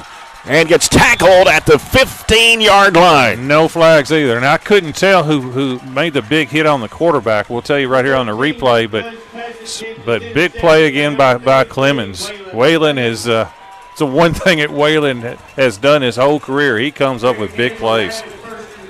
I think 77. Yeah, Sean Brody. Sean Brody with the play on the quarterback.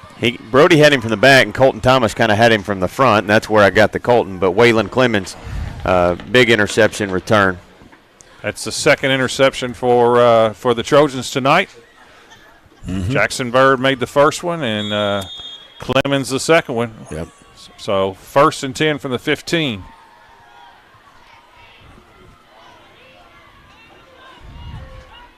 Spillman out of the gun.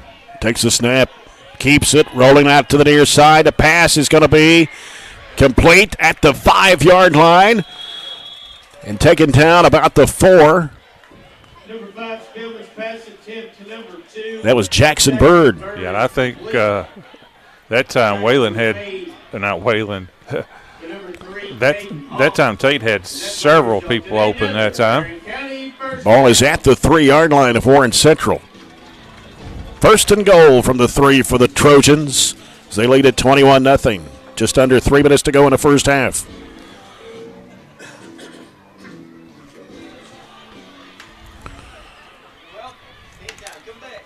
And Spillman will go under center. The backfield is split with Jordan Harris and Cody Kearney. Drops back to the left side. Jackson Bird. Got to make it. What a catch. Touchdown, Barren County. Unbelievable angle. That was just that was the flag pattern where you just run to the back of the end zone and lob it up, and great catch that time by Jackson Bird. Jackson Bird gives Barren County now a 27-0 lead. That he did not have much of an angle at all because he was looking straight back over his head and had to turn back around. Hard to describe, but a very tough play, and Jackson sure-handed made it. It's a 3-yard touchdown pass that he probably had to throw 20 yards. Yeah. Here's Jacob Dooley for the extra point try, and this one is up, and it is good.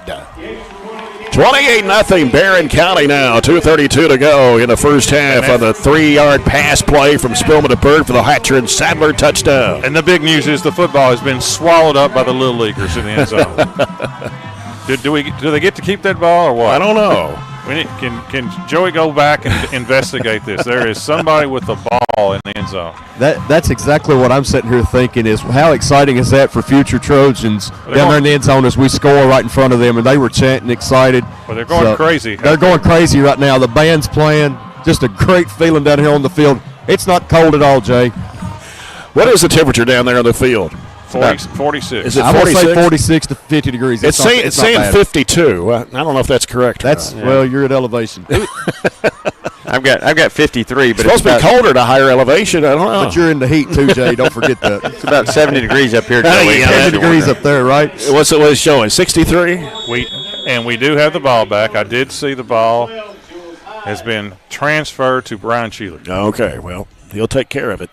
Kick comes to the left side of the field, and it will trickle out of bounds around the 20-yard line. Give them a little better field position, so instead of the 20, they'll pick it up at the 35 there.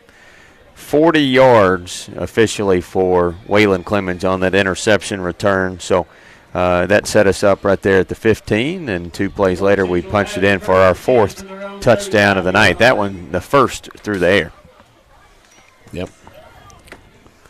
28-0 Barren County. 2:32 to go here in the second quarter. You know, I've thought the last 2 or 3 times Central's had the ball, we haven't called any of our timeouts, but if we get a couple stops maybe to do that, I know you're getting a little greedy when you talk like that, but you also could get a running clock there in the first half if you're able to get it back and score one more time. 2 receivers each way for the Dragons as the handoff comes to Hawk from Dunn. He's taken down. Braden Houchins, and let's see who else was out there. It was Corbin Wells. Corbin Wells, number 26. They have made a ton of tackles. Gain of 1. It'll be 2nd down and 9. Braden's played really well. Really well.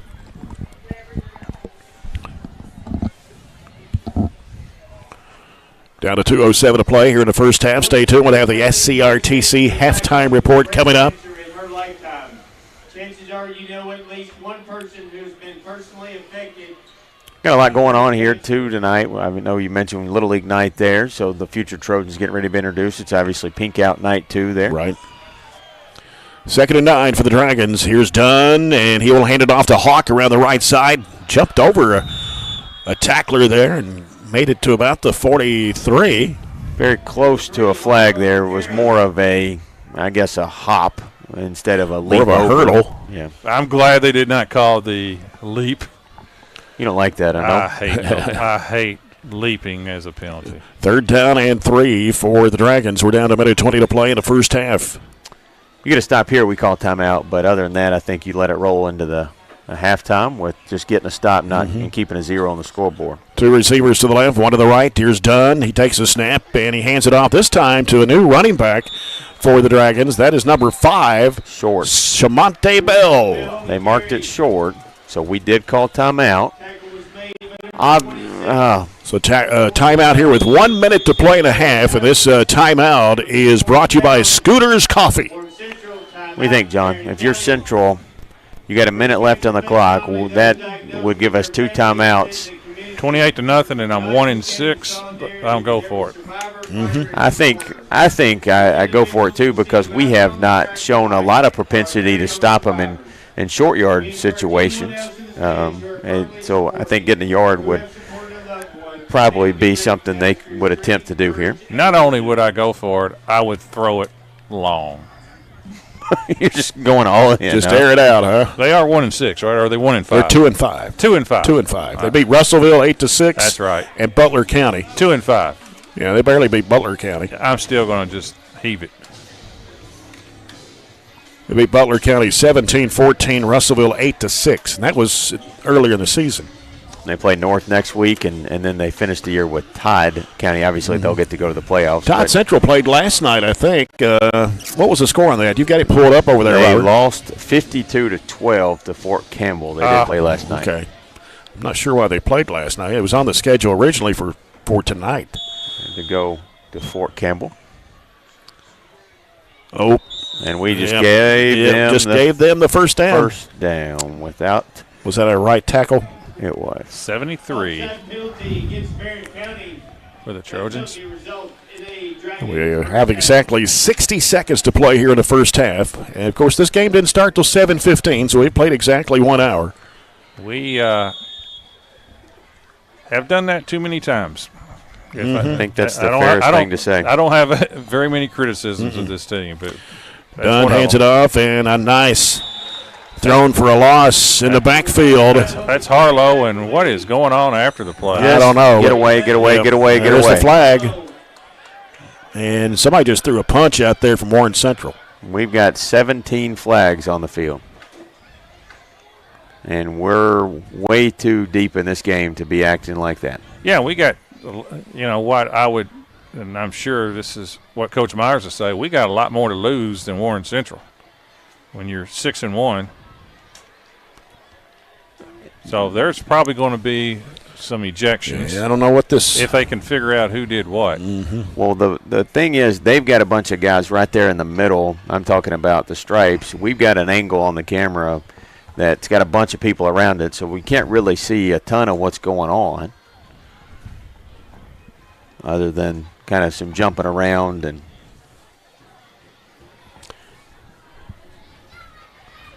Well, there goes our quick half. It's going to take a while for them to figure out this. You need to take them a note. Joey, can you take them a notebook down there? Piece of paper. The one thing that you can't do as an official when you're trying to figure out if you're going to throw people, you can't be guessing.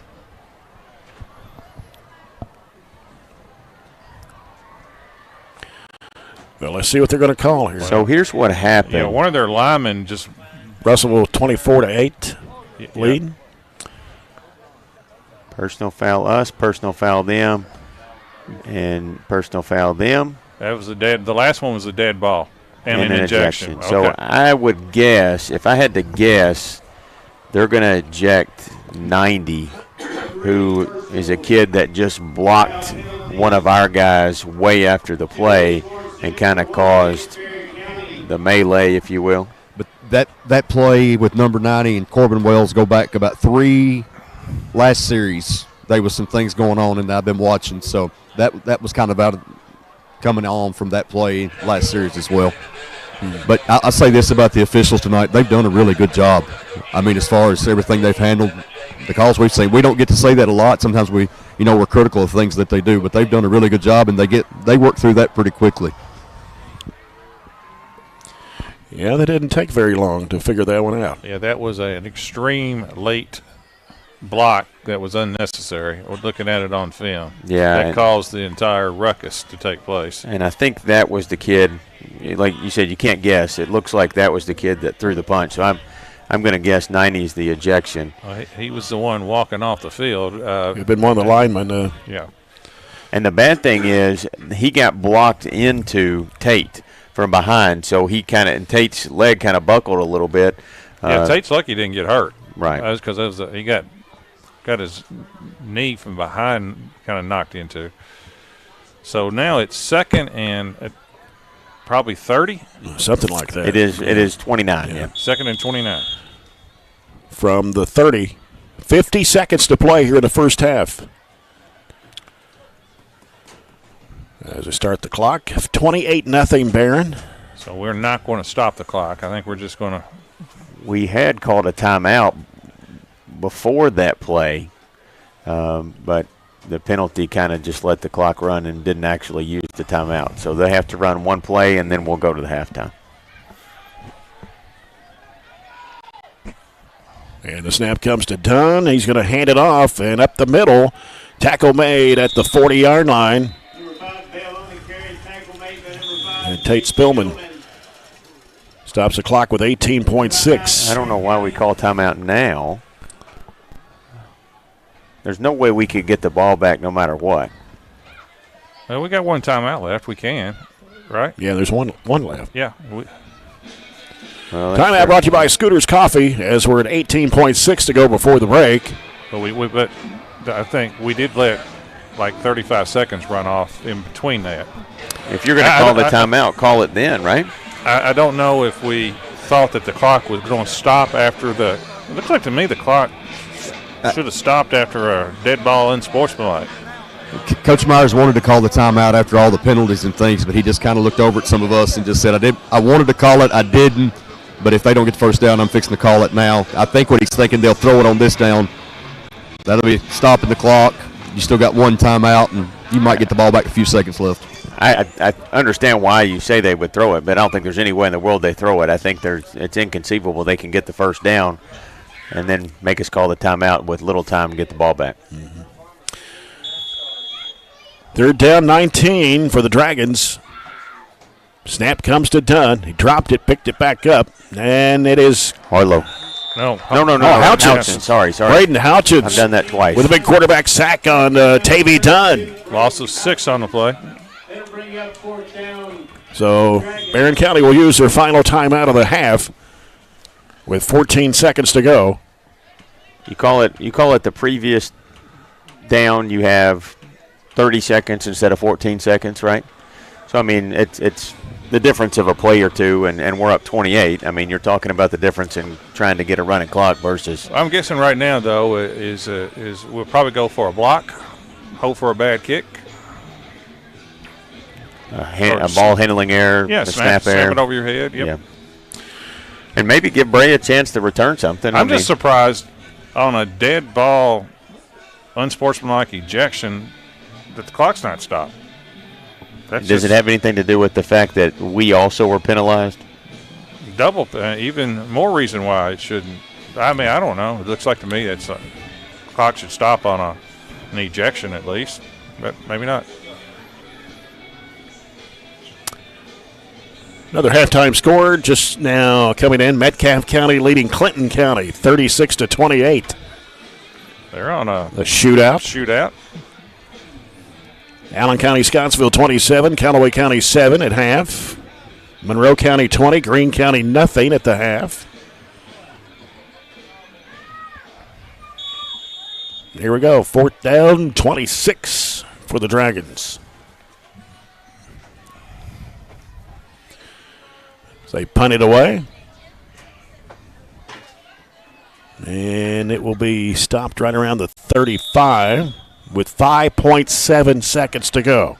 Take a knee and go to halftime, right? Yep.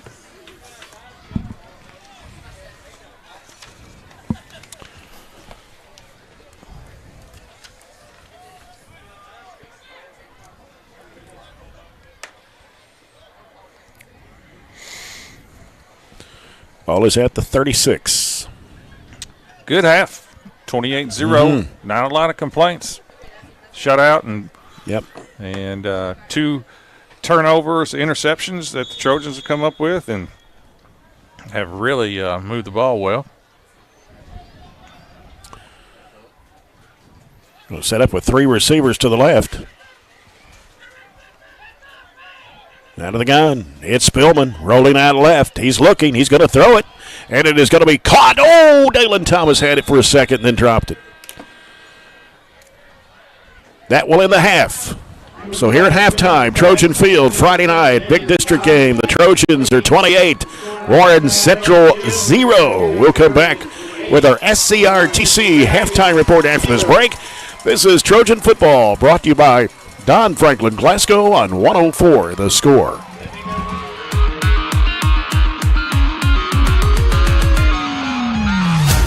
Are you looking for high-quality, cost-effective, and highly visible advertising? At ATM Media Solutions, we offer large-scale marketing with ease.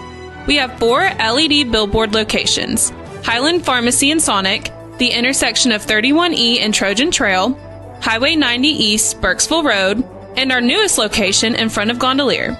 Call 270-629-4542 to get a quote today.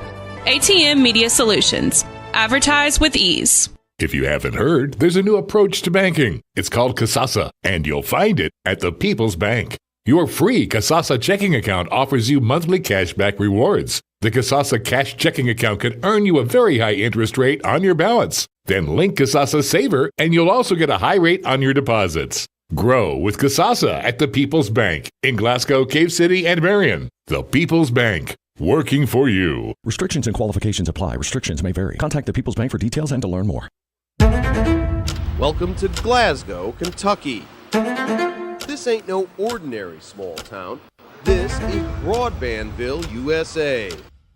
People here weren't willing to sit around until one of the big telecommunications companies got ready to wire them up. They just decided to do it themselves.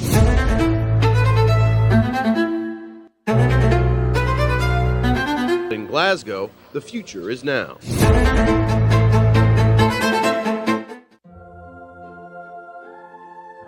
Growing up is realizing that everyone who told you to eat your breakfast when you were little was actually eating this for breakfast. It's your turn to take your place at the breakfast table and savor the taste of culinary independence with freshly toasted bagels at McDonald's. Indulge in the breakfast you've always wanted and start the day off the right way, your way. Ba-da-ba-ba-ba. Aero Safety is a proud supporter of Barren County sports. From helping make the BCHS Baseball Turf Project a reality to sponsoring the annual Spirit Week, Drew Hinton and his dedicated team at Aero Safety are strong supporters of local student athletes. Aero Safety helps employees and businesses develop safe work practices from coast to coast and right here in Barren County. They're located on West Main Street across from ESB. Learn more at aerosafetyus.com or talk personally to them in Glasgow at 270-670-4718. Get a great deal on select Kubota equipment. The BX Series is the #1 selling subcompact tractor in the U.S. The versatile lineup is built to help you make the most of your land. Right now, bring home select Kubota equipment for 0 down, 0% APR for up to 72 months on select BX models. Now through September 30th. See us or go to KubotaUSA.com for full disclaimer. Your local Kubota dealer is J&J Sales, 1311 West Main Street in Glasgow.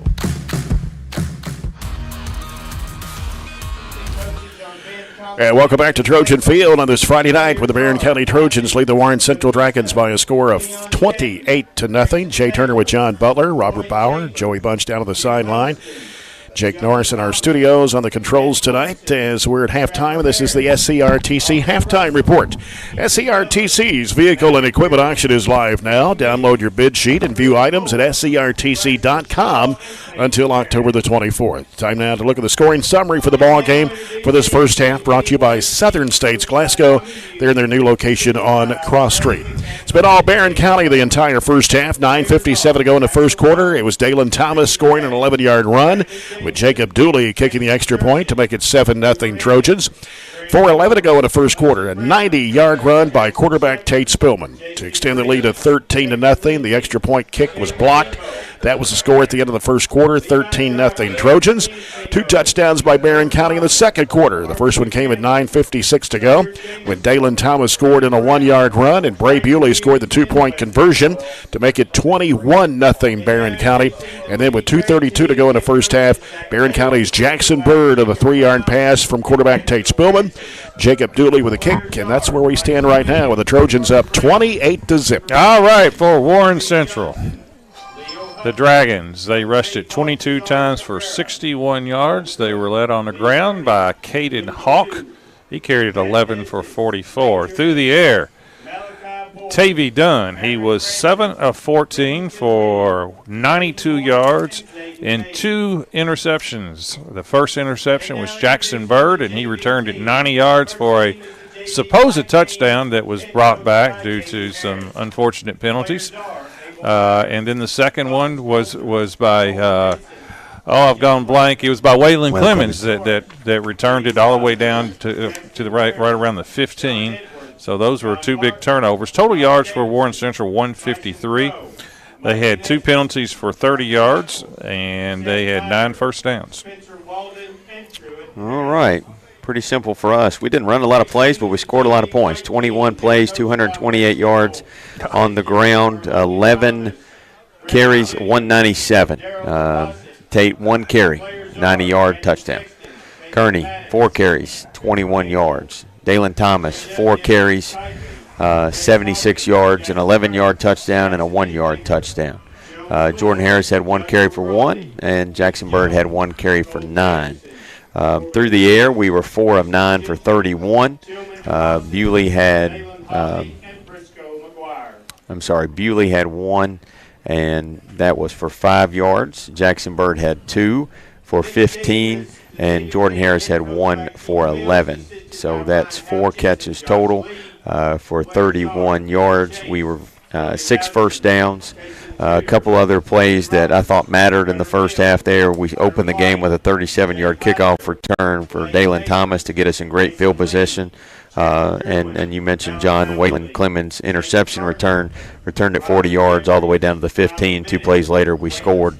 Those were 2 passes that went to Jackson Bird. So he had that 3-yard touchdown catch to finish that. So 6 first downs. We were penalized 5 times. It cost us at least 1 touchdown, and then turnover-wise we had none. So all in all, a good first half. Time to go refill the coffee.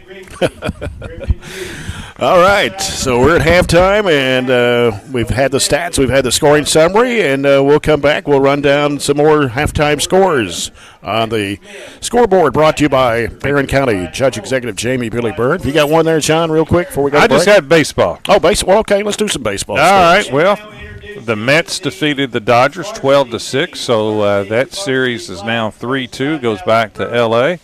And right now, for all you Yankee fans, they're up 3-2 in the 4th against Cleveland. Juan Soto homered for the Yanks. All right. Well, we'll take a look at more halftime scores as we come back after this break, as we're at halftime here at Trojan Field, and it's Barren County 28, Warren Central nothing. We'll return with more of our SCRTC halftime report in a moment on 104 The Score.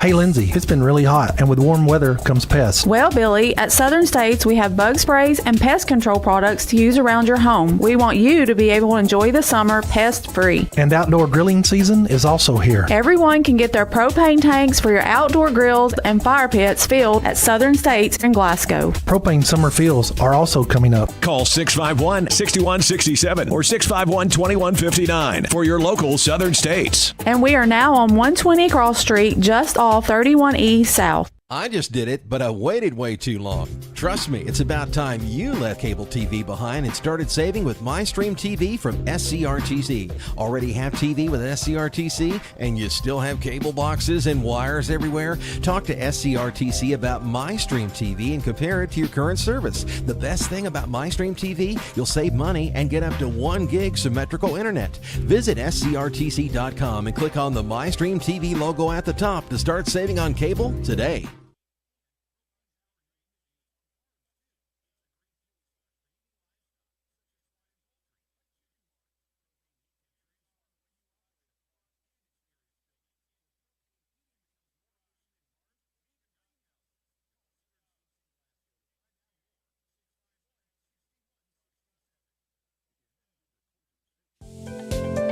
At Kuzma Family Dentistry, we specialize in changing smiles and changing lives.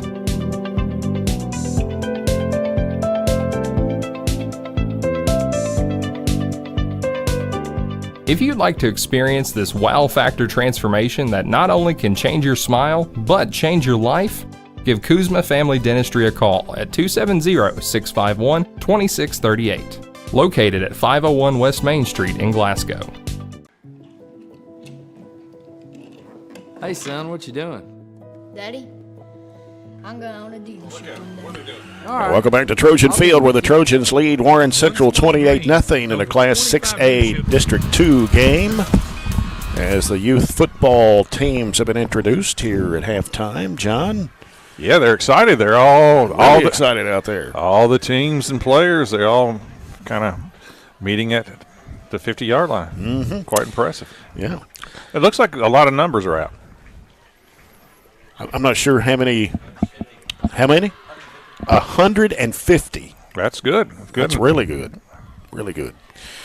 Well, we got some halftime scores to talk about here. We'll run down is what we have so far. I'm sure some of these games have already got into the second half. Actually, Glasgow and Hart County now have played 3 quarters. Is that right? And Hart County leads 7-0 over the Scotties. The game's close. Yeah. A lot closer than I thought it would be. Yeah, me too. And with it being at Hart County, they've got turf up there. They have turf now, first year, I believe. Yeah. So Hart County leads Glasgow 7-0 after 3 periods. I don't have an update on Russellville-Caverna. Last report was well, James Brown was over there. I don't think I got a halftime score. I think I got a first quarter score. Russellville was up 12-0. Well, if James is listening, give us a text. We'll see see how that one's going at. Metcalfe County leading Clinton County 36-28 at halftime. That game in Edmonton. Monroe County at home tonight in Tompkinsville against Greene County, and the Falcons lead 20-0 at the break. Allen County, Scottsville, all the way down at Callaway County. That's about 2.5-hour trip. Pretty good piece. And they're ahead. The Patriots up 27-7 at halftime. Warren East making the long trek down to Paducah-Tillman. And Warren East trails 35-0 in that game. Let's see, who else? South Warren and Bowling Green tied 7 apiece. Greenwood 24, Franklin Simpson 3. Mm-hmm. Owensboro Catholic was up 31-0 over Edmondson County. And I believe that's all. North Hardin was up 28-0 on Central Hardin at halftime. And Central Hardin is where we will be next Friday night. Yes, we will. Cecilia, Kentucky, at the Bruin Field up there. So that'll be a 7 o'clock start next Friday night. And our broadcast will begin at 6:30 with the Don Franklin Glasgow countdown to kickoff. Not sure how the weather will be next Friday night. But, it's supposed to warm up these next 2 or 3 days, back up in the 70s, but I don't know, by this time next week, I don't know. We've not had Indian summer yet, have we? I don't know. I mean, it's been, I tell you what, Monday and Tuesday this week was cold. Yeah. But it's going to warm up over the weekend. I think the first half of next week looking pretty good and dry.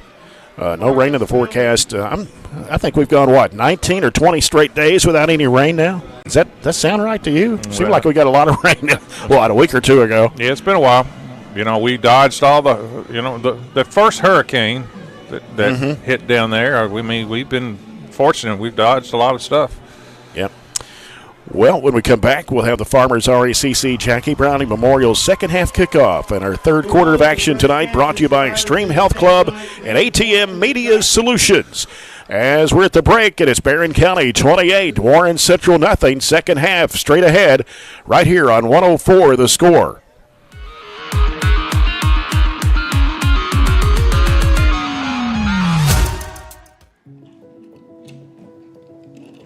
Hey, son, what you doing? Daddy, I'm gonna own a dealership one day. All right, I'll dream with you. From one small dream to over 25 dealerships in the state of Kentucky, we have set out to provide Kentuckians with reliable vehicles and the best customer service for over 50 years. This may have started with a simple dream, but our dedication to our customers will go on for generations. We've got you. It's a pledge to make sure you're always taken care of. A pledge that Farmers RECC honors each and every day. When it comes to keeping things running smoothly or getting them back on track when they're not, we've got you. Always. Farmers RECC is a Touchstone Energy cooperative, your source for power and information. Extreme Health Club and Extreme Fitness for Women, both with 24-hour access. And Extreme Blend Smoothie Bar to help you refuel and recover. Over 8,000 square feet of weights in Extreme Health Club and ladies only at Extreme Fitness for Women, including tanning beds, both with access to saunas, infrared saunas, and the 90-degree saline therapy pool. You'll love the wide variety of classes with experienced instructors. Personal training is available and with the best in the business. Call or stop by today and see what everybody's talking about. If you haven't heard, there's a new approach to banking. It's called Kasasa, and you'll find it at the People's Bank. Your free Kasasa checking account offers you monthly cashback rewards. The Kasasa Cash checking account can earn you a very high interest rate on your balance. Then link Kasasa Saver, and you'll also get a high rate on your deposits. Grow with Kasasa at the People's Bank in Glasgow, Cave City, and Marion. The People's Bank. Working for you. Restrictions and qualifications apply. Restrictions may vary. Contact the People's Bank for details and to learn more. Welcome to Glasgow, Kentucky. This ain't no ordinary small town. This About 2.5 minutes before we get the third quarter underway between the Barren County Trojans and the Warren Central Dragons. Of course, again, next Friday night we'll be at Central Hardin. Take on the Bruins. 7 o'clock kickoff time will be on there at 6:30. And Barren County High School football broadcast are a production of 104 The Score. You can listen at 104.7 FM at 12:30 a.m. Listen and watch at 104thescore.com or the 104 The Score app on your phone, plus on YouTube as well at BCHS Live. John Butler and James Brown will have the Brown Sports Bag Monday afternoon at 4 on 104 The Score. And I'm sure you'll talk about this game. You'll talk about the Glasgow game. You'll talk about the Caverna game. And other stuff. Probably a little college football. Yeah, that's probably it. Maybe mention something about the volleyball district starting up. Right. So, got 3 weeks of regular season football to go. Actually, basketball, 2 more after tonight. Basketball practice is officially started. So you got a lot going on. Western Kentucky got a big win on a Wednesday night game. That's a weird night, but that was got a big win. Yep. And whenever you want to know what a middle school score is or a high school score or of any sports in middle school and high school, get the latest results on the school district website. I keep that updated every day on the Barren County Schools District website. Go to barren.kyschools.us, click the menu, scroll down to athletics, and then click the sports report. You can find all the scores from middle school, freshman, JV, varsity. There's a bunch of them. You're right. There's a lot to keep up with. It really is. And we got 2 big college games tomorrow. Got Miami, number 6 in the nation, is at Louisville. Noon start tomorrow, 11 o'clock start. Yeah. And you got Kentucky at Florida. Taking on the Gators. I'm calling an upset for Louisville. Oh, for Louisville, okay. I don't know if Kentucky can beat Florida at Florida. Well, they might. Well, Florida's not near as strong as they've been. They're not as, Starting quarterback's out. for so Florida. it's got a chance. But Kentucky's got to find a way to score. They're that's really good defensively, but they have trouble scoring. So we'll see. But we'll see what happens. Yep. We're about ready to get the second half underway. Trojans up 28-0. Only need a touchdown and a 2-point conversion to. Is it 36? It's 36 in football. It's 35 in basketball. Wow. Why don't it just be the same? Why confuse everybody? K. Because it confuses us. K. H. S. A. Okay. Well, has anybody ever wrote a letter saying, "Hey, why don't we do football and basketball the same?" I've wrote a lot of letters. Have not got one request. Never got a reply back, huh? Well, it is confusing, though, when you talk about it and you get into games like this and you go up 30. Okay, so that is the running clock, 36 in football, 35 in basketball. Why would it be 35 in basketball? I think because of 3-point shots? No. Why would it be 36 in football? Because touchdowns are 6 points. But but when an extra point is 7 times 5 is 35, you're actually forcing a team sometimes to go for 2 to get to the 36, which is ridiculous, rather than just the extra point. Yeah. Anyway, that's what the Trojans need is a touchdown and a 2-point conversion to have a running clock here for the second half. Of course, when we first started doing this, I don't even think there was a running clock. No.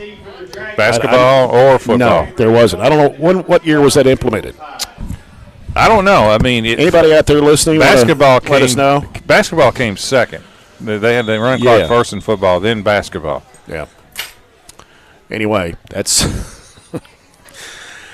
maybe we'll get the answer to that in a minute.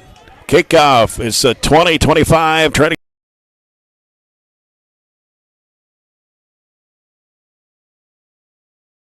get to 30 outside, 35, 30, 45, 50, 45, 40. Big kickoff return there for Warren Central.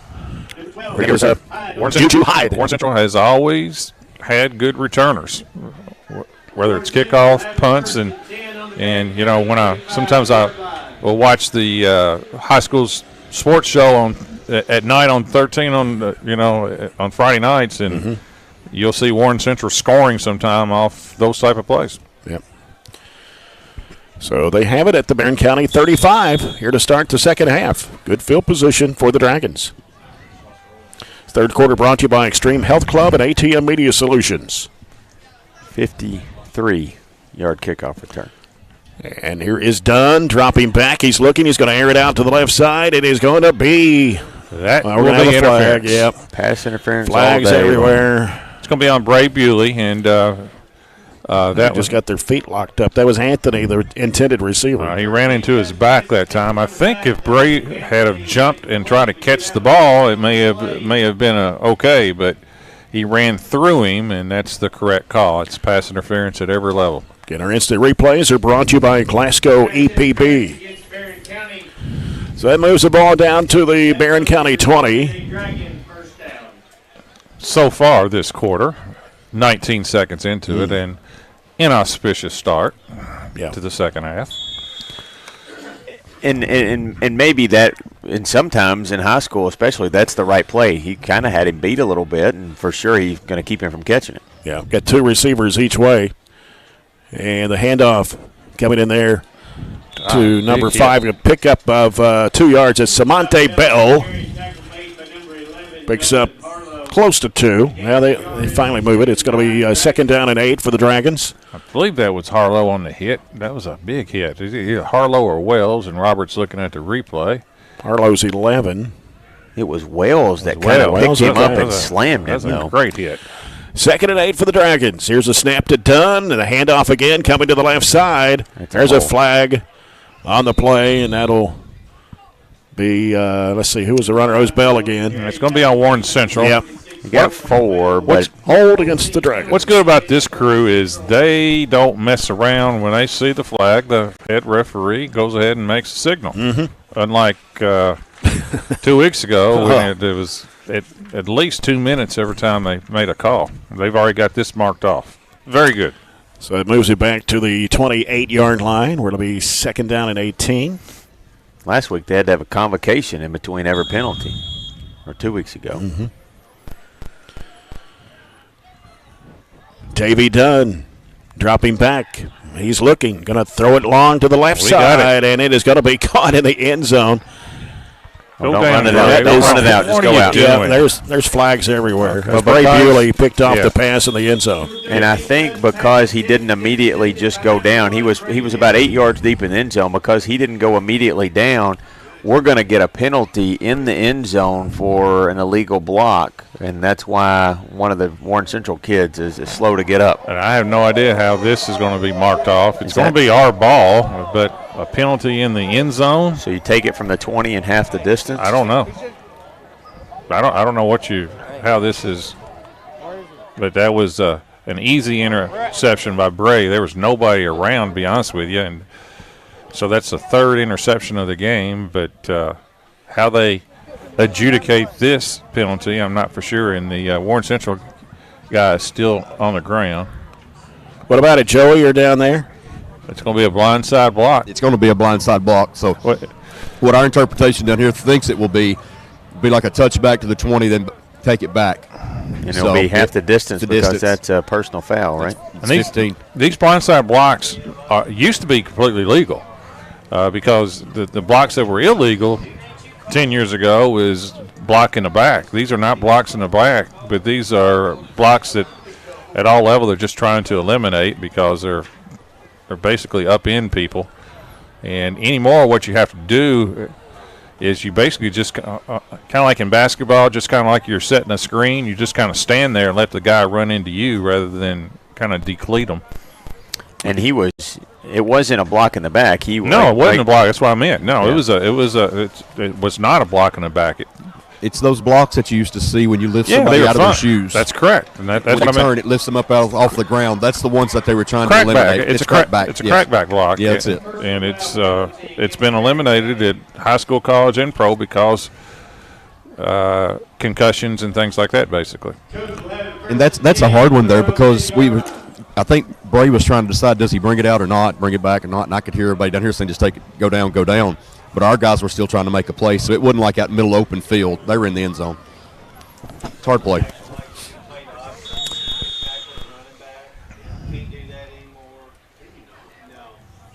So here we go. The Trojans have it for their own 10. As Spillman's under center. Thomas comes in motion left. Now hands it off and met right there at the line of scrimmage. That was Colton Thomas. Colton Thomas. That's the first time we've seen that. I've never seen him carry the ball this year. He used to carry it, didn't he? He has carried it before. Here's an update score. Bowling Green 17, South Warren 14 after 3. Hart County, Glasgow still tied with 9 minutes left in the game. 7-7. That's a great performance by Glasgow. Mm-hmm. 2nd and 10 for the Trojans. Receiver out to the right. Thomas goes in motion right. Spillman on the count, and he's going to roll out. He's looking. He's going to get rid of the football, and it's overthrown, intended for Dalen Thomas. At about the 33-yard line. So that'll bring up 3rd down and 10 for Barren from their own 10. 9:53 to go here in the third quarter. It's 28-0 Barren County.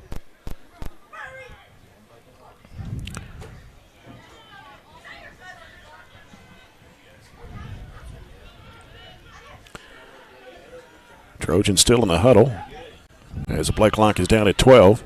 Spillman hurling back to the huddle, down to 8. Gonna have to hurry and get set. Bray Bewley split out wide to the right. Play clock down at 2. Snap. We weren't just set. And it's Spillman. He is scrambling. He is in trouble. Finally breaks free and then dropped the football. And it goes out of bounds. Yeah, it was a disaster the whole time that time. Yeah, we were in a rush to get the snap off. And when we had somebody illegally in motion, we weren't set, so that will be declined, and we'll have to punt. It was that was not a very good series. That was the first time tonight, and I thought we did a better job at North Hardin getting the plays in. That was the first time tonight we've really been rushed. and that was something at Greene County that was really kind of an every down type of situation. So that one just puts you in a bad spot to rush everything and not get your bearings. Second punt of the night here. Yeah, Houchins will have to punt it out of the end zone as Juju Hyde back for Warren Central at the 50. Snap comes to Houchins, and he gets this one away. Takes a good bounce. It's going to be fielded, though, by Hyde. Hyde's going to be wrapped up, and then right around the 45-yard line. Jackson Bird on the tackle. Individual play with basically no return. Jackson Bird and number 27, Steele Whitaker. So the Dragons will have it at the Barren 45. Not our best offensive series. An incomplete pass, a run for no gain, and then a loss of 1. But we'll see what the defense can do to see if we can keep a 0 on the scoreboard. Snap comes to Dunn. He's going to hand it off to his running back. That's Hawk. Hawk will be down at the 40, gain of 5. Another big hit by one of our linebackers. That was Corbin Wells. I don't know. He's got double-digit tackles, doesn't he? He and Houchins have made a lot of plays. Was that Bell or was that Hawks, Jay? It was Hawk. Hawk has carried it 12 for 49. Monroe County moving ahead over Greene after 3, 34-6. It is second down and 5 for the Dragons. Dunn hands it off again. It's Hawk on the near side and out of bounds at about the 37. Going to be a couple yards short. Number 3, Hawk on the carry, tackle made by number 8, Dakota Wade. So third down and about 1 for Warren Central. 8.5 minutes to go in the third. Barron's up 28-0.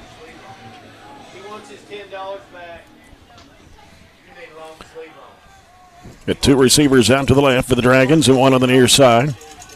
And it is done. Didn't get it. Nope. He did not make it. Tackle first by 52 there. First hit by 52. Needed 1, got nothing. Bryson Wilson. Yeah, that was a little quarterback draw that time, and good defense that time by the Trojans. Going to be 4th and 1 again.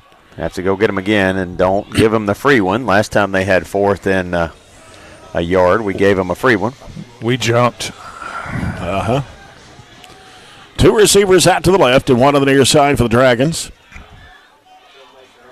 As it comes to Dunn, he hands it off. Yep, he made it. Got across to about the 32.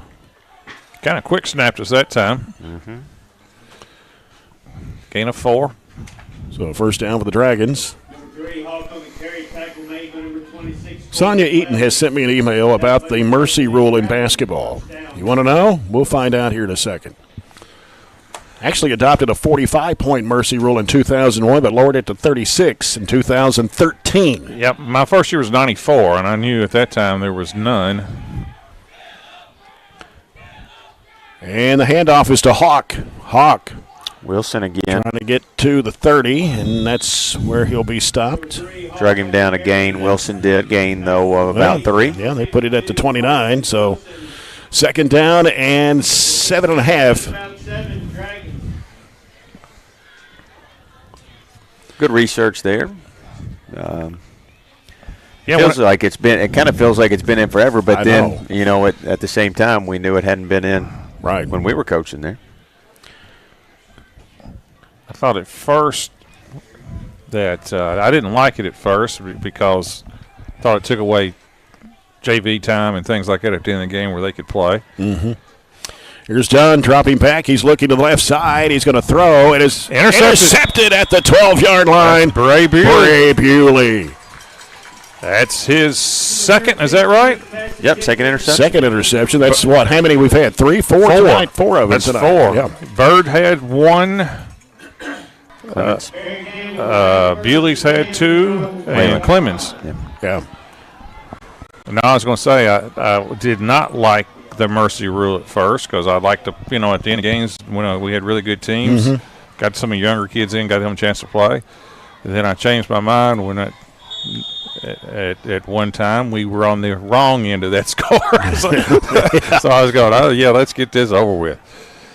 4 interceptions tonight. About that. Yeah, that was football. I'm sorry. I said basketball. I meant football. 36. It's 35 in basketball. That was back to Kearney. Yeah, so he picks up some yards. Takes it to about the 18-yard line, a gain of 6. We need a gain of about 92. No, that would be about 82. We need a gain of 82 on this play. Well, Tate Spillman had a 90. That's right. Earlier in the game. 2nd down and 4 for the Trojans. A jet sweep to Dalen Thomas for 82. Backfield is split, and Thomas goes in motion right. Spillman looks, going to keep it. Runs out to the right side of the field. He's going to get the first down and then some as he gets pushed out of bounds around the 30-yard line. They're going to call an illegal block. I think they're going to get Dalen Thomas. There's the flag at the 20. Going to call a hold. Boy, we have had a ton of big plays, and all of our big plays seem to be called back. Some of our big plays have been called back by penalties. And that one, Dalen kept him there when the defender tried to turn and go. When they kind of turn, you got to let go of them. If they make the tackle, they make the tackle. Yeah, at least that had something to do with getting Tate loose, though. You know, it wasn't, after Tate had already gone down the field, they threw it. I agree, Joey. I think the guys, the referees, have done a pretty good job. 2nd down and 11 for Barren. From their own 11. Spillman under center. And this time, coming on the left side, trying to cut to the outside. That is, was that Jackson Bird? It was. It was. He got to about the 15, 16-yard line. Gain of 5. We'll bring up 3rd and 7 for the Barren County Trojans with 5:25 to play here in the 3rd period. And in a weird way, the previous play kind of affected that one because Dalen was out there in a position to block, but I think he was a little reluctant to do so because he had just gotten called for that holding penalty. But we got about half of it back to make up 3rd and manageable. Bewley split out to the right. Spillman under center. Thomas goes in motion right. Backfield is split. Spillman now looks, and now he's going to throw. It's for Jackson Bird. And right through his hands. Man. Perfect. That was a nice pass. Yeah, that was a nice play action. That time Jackson Bird was one-on-one on the left side on a goal pattern. And probably should have caught it. Hit him in the hands. Now, the ball was kind of coming right over the top of him, so not the easiest in the world catch. But I think Jackson would probably tell you, I probably should have had that one. So the Trojans now 4th down and 7. Back-to-back punts. It's going to be, look like Dominic Anthony going back there to receive the punt from Braden Houchins. No, it's 12 now. No, okay. There's Juju. Juju heading out there. Juju Hyde. And there's a flag. Good gracious. And that was just a complete lack of illegal participation. Yeah, we were running on and off, and we snapped it too quick, and that's kind of on the up man or the punter to count and make sure you got all your people or you got the right number before you snap it there. That would be 12 men on the field. 3rd quarter ends for Metcalfe County, Clinton County. It's Metcalfe County 42, Clinton County 36. Got a shootout in Edmonton. Mm-hmm. Now Braden Houchins out of the end zone comes and punts it away for Juju Hyde. And Hyde will field it at the 45. Scrambling now. Gets away from one tackler and another. And then finally taken out of bounds at the 43 or 44-yard line. Is that – no, let's see. Right about the 47 or 48. Yeah, Colton Thomas on the tackle. Good coverage that time by the Trojans. We have not taken advantage of these 4 interceptions the last couple. Yeah, both drives actually stalled out, and we've not gotten a first down this half, have we? Well, no, our field position has been awful. Right. But that hasn't been helped by the penalties, or that's been caused by the penalties, really. No, we kind of just sputtered a little bit offensively, but we're in no danger of losing 28-0. Two receivers out to the left and one on the near side. Dragons with Dunn taking the snap, hands it off to Hawk. Hawk taken down for a loss of 1, maybe 2 on the play. Let's see where they put it. I think it's back at the 46. That was Houchins, and number 40 for the Trojans in on that tackle. For number 40, I believe, would be Connor Thomas. Connor Thomas. Related to Colton Thomas, I'm sure, right? I don't think so. Colton and Connor, you'd think they'd be related. Cousins? Don't know. Going to be second down at 12. We got a timeout here because we got an injury to a Warren Central player here on close to the Barren County sideline. You're following Trojan football on 104.7 FM and 1230 AM, WCDS Glasgow. Online at 104thescore.com and on BCHS Live. Jay Turner with John Butler, Robert Bauer, Joey Bunch. Jake Norris is our studio producer tonight. And Joey looks like he's getting cold down there on the sideline. You need to... Needs a hoodie. It's not cold yet. It's not cold yet? Now, you can see your breath, but it's not cold yet. Okay. I was just talking to a couple of guys down here on the sidelines, and we were talking about there was 5 guys at the contact on defense right there, and I think that's one thing about this defense is they are so amped up. They're playing so well. They do pursue the football, not the basketball, but they pursue the football so well. And that accounts for some of the jumping off sides. I mean, they are just that eager to go and get off the ball. But you wish we could get it under control, once or twice every now and then. But, what we had at North Hardin was way too many. But you love seeing them fly to the football like they do. I mean, that play right there was just that was the perfection of defense. And that's what I was thinking earlier. Your ends like Bryson Wilson and Nolan Harlow are having really big gains. And that's what helps your Corbin Wellses and them in the inside.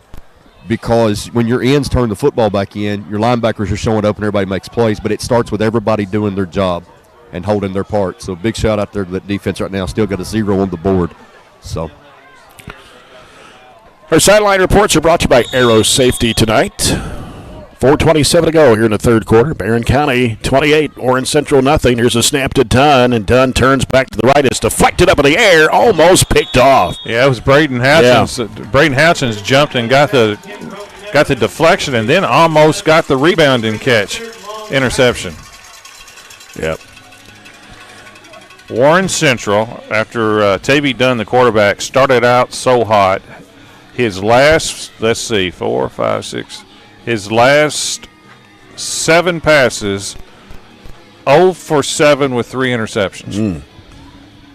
That's not very good. No. Third down and 12 for the Dragons. They're going to send 3 receivers out to the left and 1 to the near side. As Tavy Dunn takes the snap for the Dragons, he's looking. Now on the run with it, and he'll be tackled at the 47. A good pursuit that time.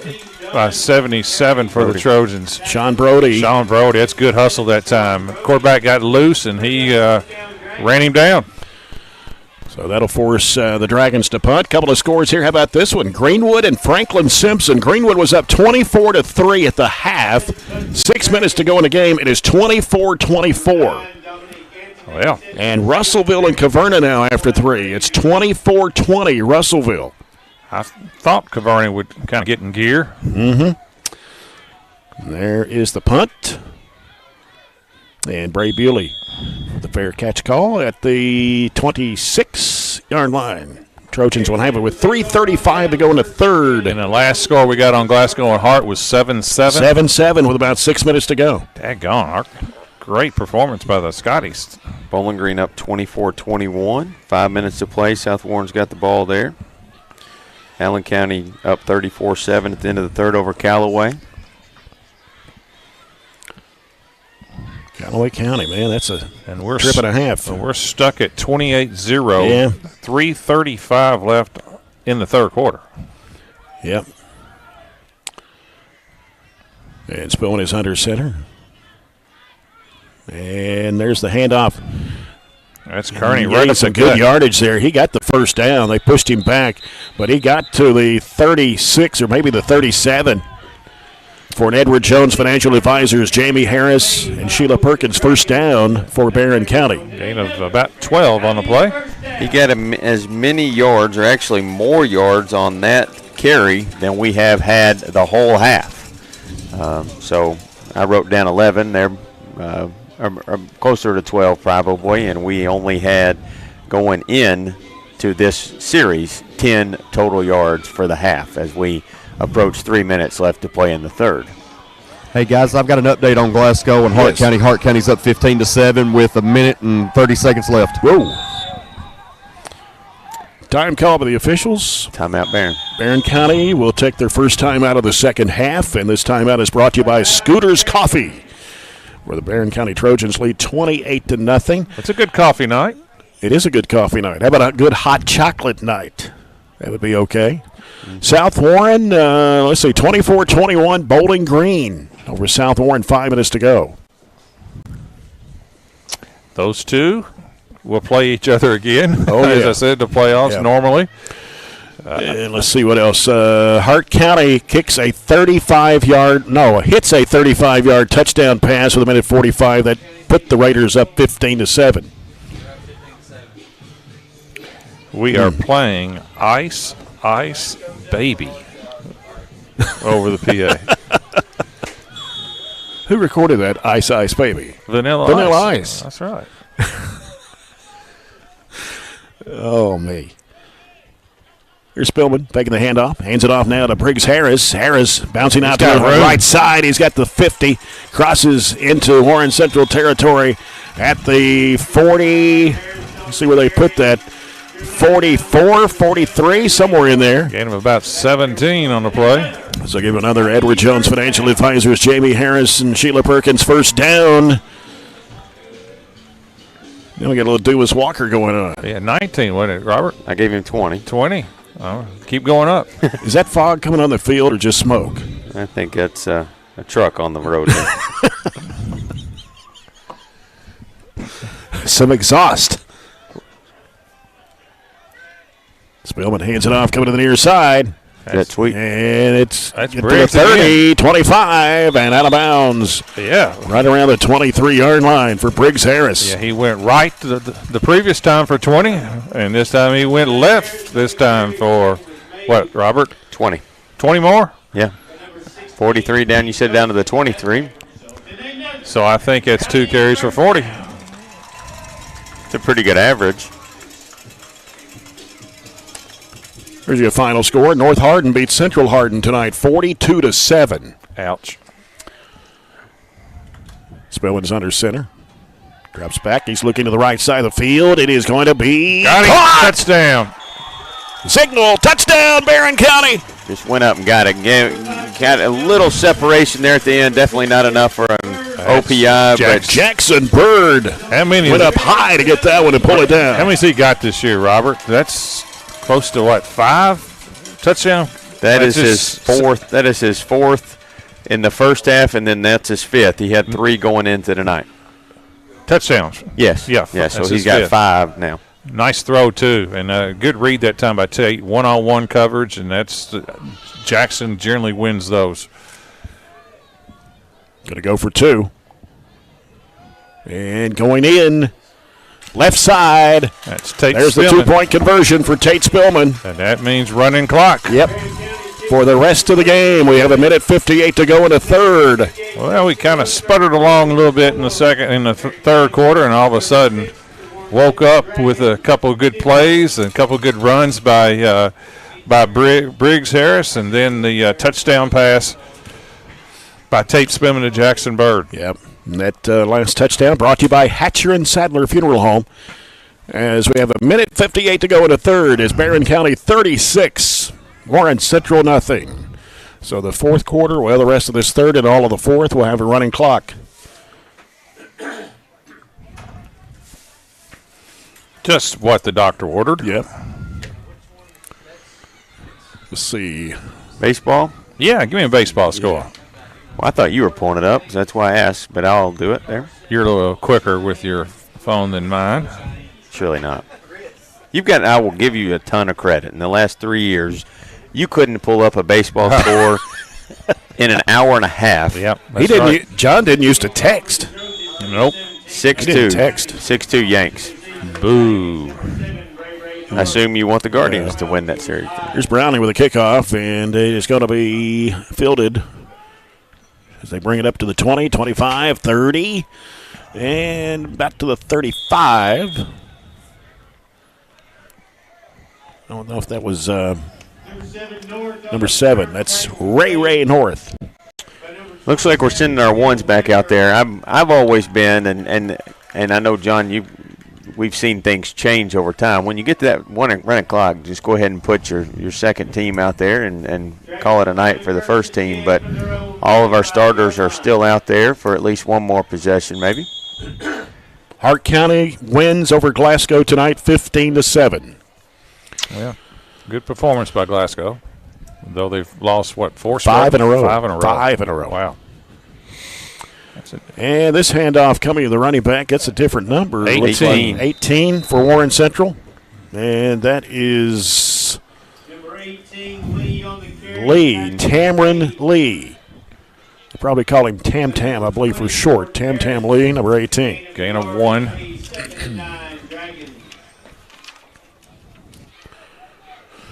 40 seconds left in the third. Is that Houchins again? I believe so. 14 just got into the game for Barren County. Cameron 14, Crawford. Cameron Crawford, who's the backup quarterback, playing on defense. They don't have to. The play clock kind of goes away when the running clock goes, so they'll keep it down there, but nobody's going to throw a delay a game. 2nd and 9 for the Dragons. And there's the snap. Handoff. Good work, Colton Thomas. Yeah, Colton Thomas just blitzed through there. Big loss on the play, and that will end the quarter. So we come to the end of 3. We'll have a running clock in the fourth quarter as Barren County leads Warren Central 36-0. The last 12 minutes coming up next on 104 The Score.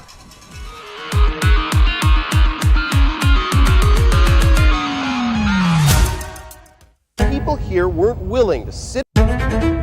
Welcome to Glasgow, Kentucky. This ain't no ordinary small town. This is Broadbandville, USA. People here weren't willing to sit around until one of the big telecommunications companies got ready to wire them up. They just decided to do it themselves.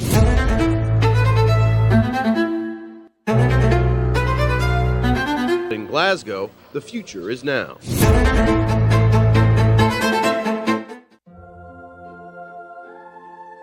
Growing up is realizing that everyone who told you to eat your breakfast when you were little was actually eating this for breakfast.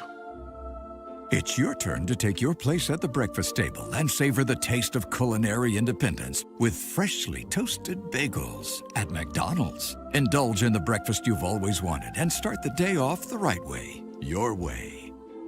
Ba-da-ba-ba-ba.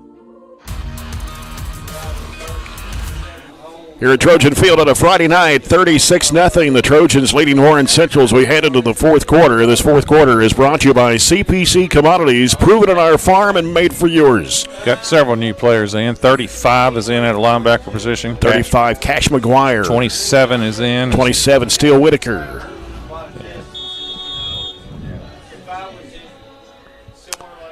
And it is third down and 14, 15 for Warren Central. So they move from right to left here in this fourth quarter. Got 2 receivers out of the right side, 2 on the left. And here's Dunn. Dunn looking, scrambling now, gets to 30, throws. The pass is incomplete at the 47-yard line. Number 13, Dunn tries to attempt to number 9. It's intended for Dominique Anthony. Is incomplete. It'll bring up 4th down, Dragon. Just underway here in the fourth quarter with a running clock. You know, since they don't use the time clock, can you just not snap it for like 2 minutes? Is there? What is the rule on that? Because they turn the clocks off. Yeah. I don't know if you're really supposed to turn them off or not. I don't know if that's the. Anthony with a punt. Goes over Bewley. He bounced right back in his hands. as he gets to the 40 and then to the 44-yard line out of bounds. That was a really tough one for Bray to handle, and really lucky that he kind of dribbled it to himself in honor of this is the first official week of basketball practice. But we'll have a flag to sort out here before we have the next play. Got another final score in. Monroe County beats Greene County tonight, 34-6. Illegal man downfield for no. How do you have what? I don't know what that is, but that's the. When you put what is it, Joey? You're looking at us up here. We had a player run on the field that partially didn't have their helmet on when the ball was kicked. So I don't know if it was just maybe not proper equipment, but that's when the flag was thrown when we had a player run on. Helmet was just barely on. Okay.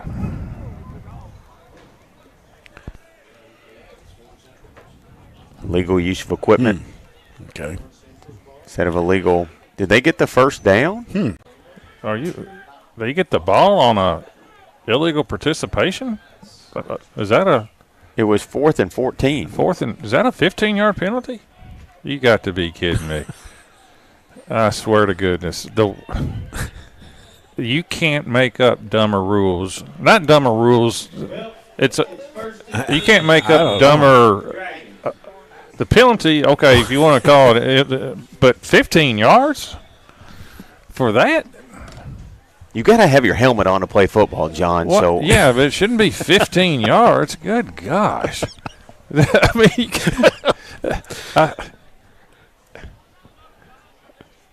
go back to those rules again. Oh, my Here's God. Dunn looking, throwing. The pass is complete before he stepped out of bounds. No, he stepped out. Or was he out? Okay. Yeah, who knows? If the Cats of us Can't see right there. if they were in charge of, like, speeding violations, it'd be like if you go 1 mile over, that's a $700 fine. But if you go 20 over, you may get a 20 years in jail. Yeah. Second down and 10. Dunn takes the snap. He's looking. He's going to throw deep on the right side of the field. It is going to be intercepted. Way overthrown. At the 25-yard line. And it is Tate Spillman. Just go down. With the interception. Dakota. It's taken down. Was it Wade? Okay. Dakota Wade. Couldn't tell from the 8 and the 5 there. At the 30-yard line. 5th interception. So here's what I want to do. I want you to make a list, and I think I know somebody that can get you an audience with the commissioner. Do you think if you had 20 minutes you could lobby to get at least one rule change? Nope. Don't think so. Don't think so. Just be careful driving through Lexington when you pass by the KHSAA headquarters. I want to get rid of leaping. All unsportsmanlike conducts and personal fouls should be automatic first downs. And whatever that participation rule, that needs to be changed. Backfield is split, and Spillman under center takes the snap, and he's going to hand it off. This time it's Jordan Harris sweeping around to the left side, and he's close to the first down. They push him back around the 39. The ball was fumbled, but way after the whistle had blown, and they probably waited a little long to blow the whistle. Gain of 9.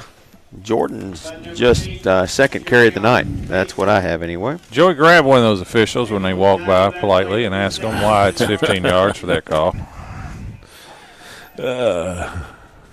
Seems I'm on that right now. Seems a little stringent. Oh, me. First, what the penalty's called, and then why it's 15 yards. And if the first one don't know, ask another one. Second down and 1 for Barren. In motion is Dalen Thomas. Fumble the snap. Let's see. Warren Central's pointing their way. I think they got it. They do. Yep.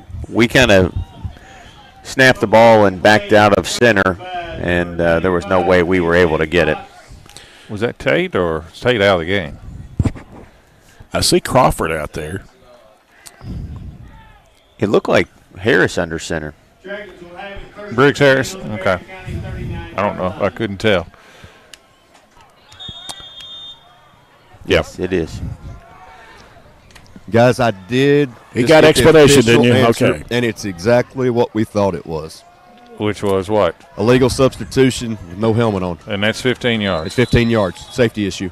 Safety issue. Well, Just like leaping is a safety issue. But it's you know, but it's not a safety issue because if it's a safety issue, you know what you do? You'd blow it dead. I can't argue with you at all. I mean, that's exactly right. You could blow it dead, but just blow it dead. They give him 15 yards. Yeah, so blow it dead. It's 2nd and 10 for the Dragons. So they have it on the Barren 39. Safety. A safety issue. Here's Dunn. Going to throw it to the right side. It is caught. And right out of bounds at the 35. Yeah, he caught it. And they dropped it. Fumbled it out of bounds, but they're going to give him a completion, I believe. They did give him a completion. Yep. At no other level is that a complete pass, is it? So you got to turn and make a football move, and he didn't even barely turn. That stopped a 1, 2, 3, 4, 5, 6, 7, 8, 9, 10. 10 incompletions in a row or interceptions, so that stopped that streak. So a 4-yard gain, be 3rd down and 6 at the Barren 35. Tavy Dunn. And this time he hands it off on the right side of the field. And a gain of 2, maybe 3 for Samante Bell. I think that was – let me watch the replay. Was that 25 or 35? 35. I think it's Cash McGuire. Good play by Cash. Yeah, get a 35. We don't have a 25, I don't think. So it's going to be 4th down and 4 for the Dragons. 5:46 to play in the game. Barren County leading 36-0. Snap comes to Dunn. He drops back. He's looking to the left side. He's going to throw it deep, and it is going to be almost intercepted.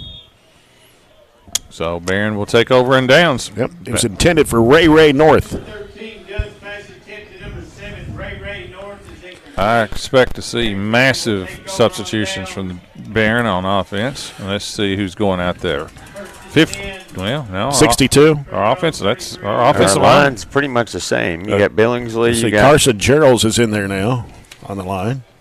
88 is in for the Trojans. 88 is Oliver Gibbons at one of the receivers. I think 66. Let's see. Was that 56? It's hard to tell from here. Anyway, we're at 4:50. The clock running here in the 4th. Really, honestly, a lot of same. Our line's pretty much the same out there.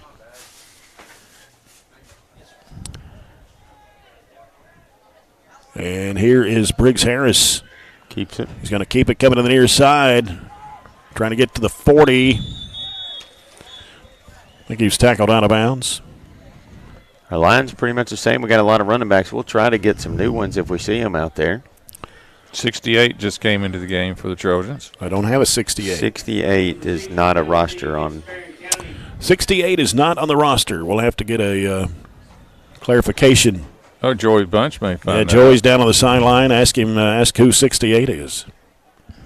I didn't see that. Are you sure it's 68? Yeah, it is 68, yeah. I'm very sure. But it's not, we don't have a 68 listed. We apologize for that, but that's what the roster. Hey, 68 is Caleb Reese. Caleb Reese. Well, they got him 67 on the roster. So Caleb Reese is number 68. I'm glad there's no official book like in basketball. That's right. Somebody's going to get a technical. A technical. You know, if everything stays right now the way it is, I'm just looking back at scores we've had this year. If you knock off the Warren East game, we've not given above 15 points. Yeah, that's remarkable defense. Really, it is. In high school, that is remarkable defense. Yeah. Here's your final tonight. South Warren comes back and beats Bowling Green 28-24. It's pretty impressive. They were down 24-20 there with 5 minutes to play. Yep. Got the ball back, scored a touchdown, 2-point conversion. Yep. 51's in the game for the Trojans. 51 is Hudson Kraft, a freshman. Is Crawford in at quarterback now? He is. So he's under center for the Trojans. And he will hand it off. Coming to the near side. Got some running room there. 17. That is Baylor Browning. 40, 30, 20, 15, Get there. 10, 5. Get there. Touchdown, Barren County. Baylor Browning. 62 yards? No, 72 yards. 72 yards. Baylor Browning. I did not know that Baylor had that much speed, but, man, he ran away from him. That's awesome. I don't think he got that from his dad, did he? That was maybe his uncle. Makes it 42-0, Barren County. That's maybe his first varsity carry of the year.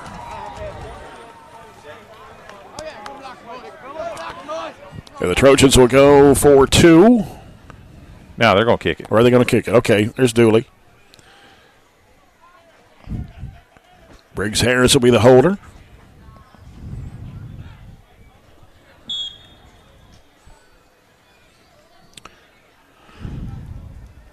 There's a snap. The ball is down. The kick is up by Dooley, and it is good. So Dooley makes it a 43-0 Barren County lead with 2:20 left in the ball game and the clock running here in the fourth. About 2 minutes and 15 seconds to go in the game. It is officially his 5th carry. Oh, my fault. I bet you hadn't had one at 72 yards. Yeah, he hadn't even got it to double digits, so that puts him in the scoring column. We are running the clock even during the exchange. Yeah, let it go. I don't think anybody's objecting. No. That's 10 different kids this year that have scored rushing touchdowns. When was the last time that happened? We had 10 different players score touchdowns. And we have Neil Diamond on the air, the PA. Is that the Sweet Caroline song? That's Sweet Caroline. We've We've gone from Ice Baby to Dumas Walker. Dumas Walker to Sweet Caroline. Yeah. The music has been tremendous this year, I will say that. Set to receive for the Dragons, number 7, Ray North.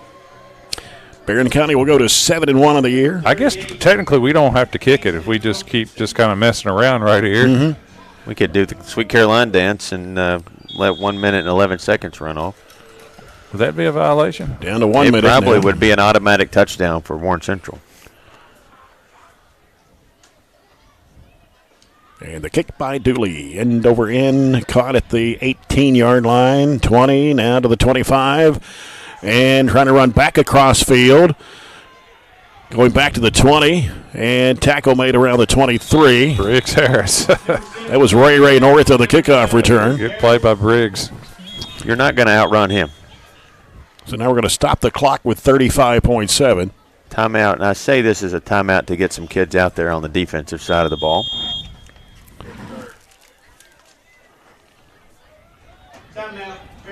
So the Trojans with a Scooters Coffee timeout here. 35.7 to go. It's Barren County 43, Warren Central 0. Next Friday night we'll be at Central Hardin up in Cecilia, Kentucky. Take on the Bruins, who got defeated tonight by North Hardin. Well, we got to finish off Sweet Caroline. Yep, there we go. Go up there next week with an opportunity to have a home playoff game. That is if you true. win. If we can win over the Bruins next Friday night. And their schedule has been really good, but their record is not. But, you know, the common opponent that we had, Warren Central, and the common opponent that we had in North Hardin, you know, we obviously played North Hardin a lot better than they did. Mm-hmm. But this moves us to 7-1. 7-1 and 1-1 in the district. Yeah, there's just so much more incentive this time of year to play, to improve, to practice when you're 7-1 than when you're 1-6 or 3-4 and things like that. I mean, there is a ton to play for right now. Mm-hmm. Warren Central, they drop it, fumble it, picked it back up. Dunn in trouble now. And he'll be, got away from one tackler, then went out of bounds with it around the 20. That should do it. Yeah.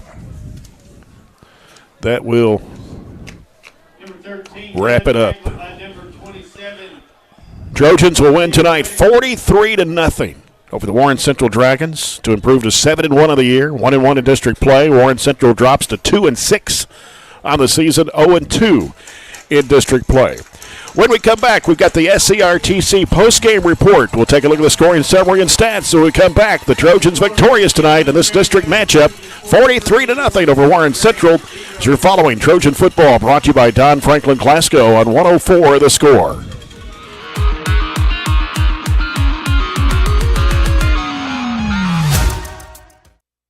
Get a great deal on select Kubota equipment. The BX Series is the #1 selling subcompact tractor in the U.S. The versatile lineup is built to help you make the most of your land. Right now, bring home select Kubota equipment for 0 down, 0% APR for up to 72 months on select BX models. Now through September 30th. See us or go to KubotaUSA.com for full disclaimer. Your local Kubota dealer is J&J Sales, 1311 West Main Street in Glasgow. Hey, Lindsay, it's been really hot, and with warm weather comes pests. Well, Billy, at Southern States, we have bug sprays and pest control products to use around your home. We want you to be able to enjoy the summer pest-free. And outdoor grilling season is also here. Everyone can get their propane tanks for your outdoor grills and fire pits filled at Southern States in Glasgow. Propane summer fills are also coming up. Call 651-6167 or 651-2159 for your local Southern States. And we are now on 120 Cross Street, just off 31E South. Reliable internet and great customer service? Two things you'd like to have? I'm talking local service and quick response when my internet is out, which never happens, by the way. That's exactly the type of customer service you get from an awesome internet provider like SCRTC. Not only do they provide gig speed and superior Wi-Fi solutions, SCRTC backs it up with phenomenal customer service. That is true value in an internet provider. Go to SCRTC.com and get yours with an unmatched service guarantee.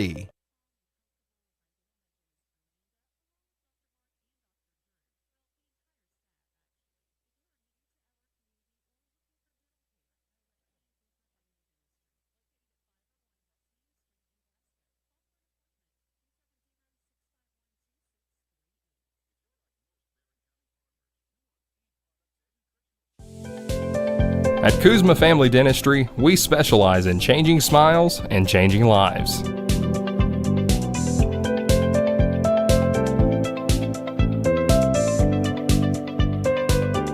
If you'd like to experience this wow factor transformation that not only can change your smile, but change your life, give Kuzma Family Dentistry a call at 270-651-2638, located at 501 West Main Street in Glasgow. Hey, son, what you doing? Daddy, I'm gonna own a dealership one day. All right, I'll dream with you. From one small dream to over 25 dealerships in the state of Kentucky, we have set out to provide Kentuckians with reliable vehicles and the best customer service for over 50 years. This may have started with a simple dream, but our dedication to our customers will go on for generations. We've got...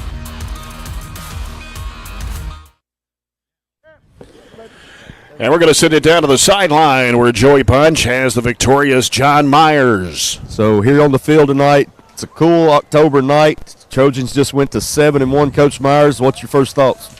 Well, I was disappointed in the first half in the fact that we made a bunch of stupid penalties. We were beating ourselves in a lot. Even though we were up 28-0 on the scoreboard, some of the mistakes that we were making are going to beat us in a tight ball game. And, and I was very, very disappointed in that. But overall, I mean, our effort was great. Our execution was better. Offensively, we needed to kind of come out and have a little bit more firepower on the offensive side, and we had some chances to put this game away a little earlier. But other than that, I mean, I was really proud of our kids, doggone it, put ourselves in this position right now where, we went 1-0 7 times. So we got a huge game next week. We got to get ready, but I thought our kids come out and played really well tonight for the most part. Shout out to our defense. Got our first shutout of the year. You look back over the course of the season, other than that Warren East game where we gave up 52, like you just brought to my attention, we haven't given up more than 2 touchdowns in one game. We've started 15 points or less every game other than that one ball game. So really pleased with our offense. I was pleased with some of our younger guys that got some action tonight. and got some opportunities to come out and play on a Friday night. But it was a good night. It was a fun night. Anytime you can get a lot of the kids into the games late that don't normally get in there on Friday night, it's a blessing to be able to do that. Our coaching staff working extremely hard. What about old Bray Bewley with 2 interceptions? 2 big interceptions. Bird, I think, had an interception. Dakota had an interception. I think we had 4, maybe 5. I can't remember. Four 4 interceptions. Five. So, we did have 5th one. We got a lot of pressure on the quarterback, and forcing some bad throws, and we're very pleased with our defensive line and what they was doing up there. And Corbin Wells plays his butt off at linebacker, and of course Waylon and Braden Houchin, Waylon Clemens and Braden Houchin, they just play their butts off. And offensively, we was able to get on track and score some points relatively easy early in the ball game, and I was glad to see that. So we just got to keep getting better, and like I said, next week is a big game. We can get that joker, go 1-0 next week, and next thing you know, we've got us a home playoff game. So yeah, last thing, Coach, I want to ask about. You had tonight was Little League night. And one time down here, we scored a touchdown right in front of them. They were going off, get excited. It was up for half, and I saw that you gathered them over here as you was getting ready to come out of halftime. What was your message to the program as far as the little ones coming out? So talk about that for just a moment. I just wanted them to know that we know that they're there, and that we're looking forward to them being the future Trojans. And we had a future Trojan football camp back on August 2nd, and I want to know how many of those guys were at that camp, and just the majority of them raised their hand, and they were excited and looking forward to the future. I commend. I tell you what. We're very fortunate to be in the situation we're right now. We're 7-1, and I couldn't be more proud of our kids to put us in this position. I don't know how many people would have picked us to be right here, right now, at this stage, but we are. But what I'm getting at is there's a lot of coaches that came before us. That have laid a lot of the foundation for the success that we're enjoying right now, and a lot of these guys that revamped our junior pro a few years back, and I think that we're starting to reap some of the benefits of what the coaches before myself and others got here. There's been a lot of work done in our junior pro and in our middle school programs over the past several years that's put us in a position to be successful this year, and I don't want that to go unnoticed. Yeah, one of the big words you hear around the Barren County football program right now is confidence in your middle school and your younger ones, and now in the high school as well. It's just confidence is oozing. There's a good feel on the field at night, and the lights are on. So what's going to keep it rolling? Can't wait till next week. We go up to Central Hardin and see if we can make it 8-1. And that's what I told our kids at halftime, and that was the thing I'm frustrated with. That I was frustrated. Hey guys, listen, I don't think our kids really truly realize how close we are to being a really good football team, and how good they can be if we can just not beat ourselves, not make the stupid mental mistakes. And but we're grinding. We're getting better, It's just, hey, listen, those other teams practice too. We're not playing chopped liver, and I'm gonna tell you something. That team right there, I didn't expect 43-0. I've looked at their scores and the teams that they've played. I did not expect 43-0 tonight, but we'll take it. And my hat's off to those guys. They're trying to build their program too, and I think that new coach they've got is doing a tremendous job. And it doesn't happen overnight. And so. Hey, it's cold, Coach. Let's get you out here, get you in some heat. Appreciate it. Have a good weekend. Back to you, Jake. All right, thanks, Joey. Thanks, Coach John Myers. Congratulations to the Trojans winning 43-0 over the Warren Central Dragons tonight to go to 7-1 of the season and 1-1 in district play. Let's take a look at the scoring summary as we continue our SCRTC postgame report. SCRTC's vehicle and equipment auction is live now. You can download your bid sheet and view items at SCRTC.com until October 24th. Our scoring summary is brought to you by Southern States Glasgow, their new location on Cross Street. Well, it was all Barren County. 9:57 to go in the first quarter. Dalen Thomas scores an 11-yard run. Jacob Dooley with a kick makes it 7-0 Barren County. Tate Spillman, the quarterback for the Trojans, on a 90-yard run. That came with 4:11 to go in the first quarter. The kick was blocked. Barren County led 13-0 at the end of the first quarter. In the second quarter with 9:56 to go, Dalen Thomas again scores for the Trojans in a 1-yard run. Bray Bewley scores the 2-point conversion to make the Trojans up 21-0. 2:32 to go in the half. Jackson Bird on the 3-yard pass from Tate Spillman to make it 27-0. Jacob Dooley with the kick makes it 28-0. That was the score at halftime.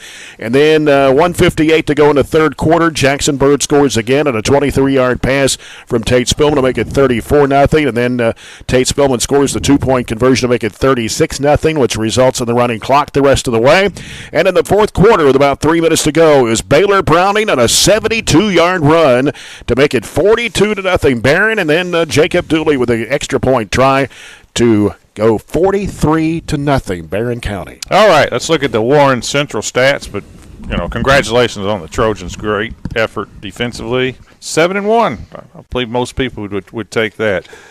Warren Central rushed it 34 times for 81 yards on the night. Through the air, Tavy Dunn was 8 of 22 for 97 yards and 5 interceptions. 2 by Bray Bewley, 1 by Waylon Clemens, 1 by Jackson Bird, and 1 by Dakota Wade. 5. That's close to a record, I'm sure. 178 yards for Warren Central and a shutout for Barren County defensively. 5 turnovers. They were penalized 3 for 40 and 11 first downs for the Dragons. Good effort for the Trojans. I agree, and the stats show that. We only ran 35 plays, but out of that we got 386 yards, majority of those on the ground. 20 carries, 329. Led by Tate Spillman. Just 2 carries, but 89 yards and that 190-yard touchdown. Cody Kearney had 6 carries, 28 yards. Dalen Thomas had 4 carries, 76 yards, 2 touchdowns. Riggs Harris had 2 carries for 40. Colton Thomas had 1 for no yards. Jordan Harris 2 carries for 10. Jackson Bird 2 carries for 14. And to round out the scoring tonight, Baylor Browning had 1 carry, 72 yards, and a touchdown through the air. Tate didn't have to throw it much tonight. He did throw it 12 times, completed 5 of those for 57 yards and a touchdown. Bewley caught 1 for 5, Harris 1 for 11, Bird 3 for 41, and 2 touchdowns, a 3-yard touchdown and a 23-yard touchdown. We had 11 first downs. We're penalized a little too much. That may be the only blimp on the sheet here. 8 times for 70 yards and fumbled it once there after the game was well in hand. So good effort. As you said, John, go to 7-1. A lot of good play, and you really picked up right where you left off before fall break and have a chance next week to go on the road and continue that as we continue the second half of the year. And a win next week at Central Hardin would give the Trojans a playoff game.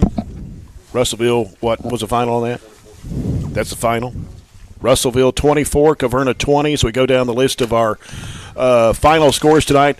I don't know if this is right or not. Benny Lyle just texted me and said Metcalfe County beats Clinton County tonight 70-44. Well, it was high scoring at halftime. It was 42-36. Yeah, 70-44. Mr. Lyles, Benny, is that right? He's pretty reliable. I'll have to give him that. Wow.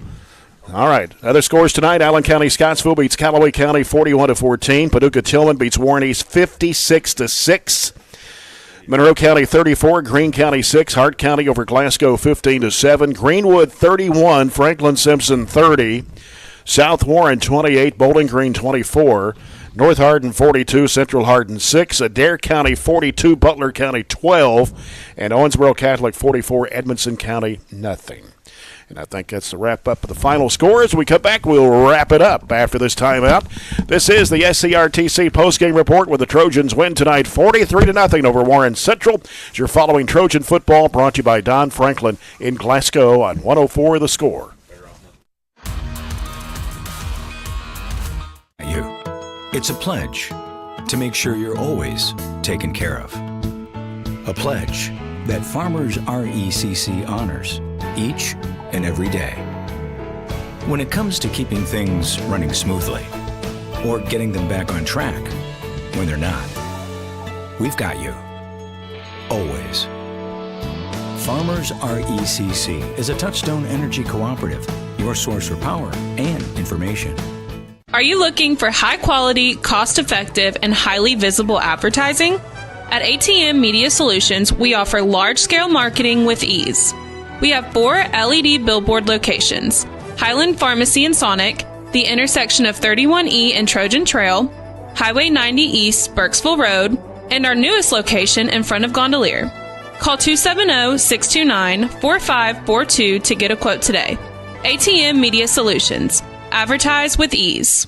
If you haven't heard, there's a new approach to banking. It's called Kasasa, and you'll find it at the People's Bank. Your free Kasasa checking account offers you monthly cashback rewards. The Kasasa Cash checking account can earn you a very high interest rate on your balance. Then link Kasasa Saver, and you'll also get a high rate on your deposits. Grow with Kasasa at the People's Bank in Glasgow, Cave City, and Marion. The People's Bank, working for you. Restrictions and qualifications apply. Restrictions may vary. Contact the People's Bank for details and to learn more.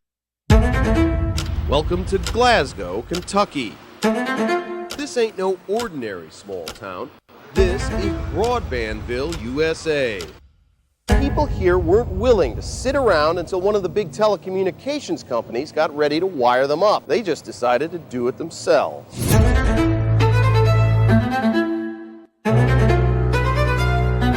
In Glasgow, the future is now.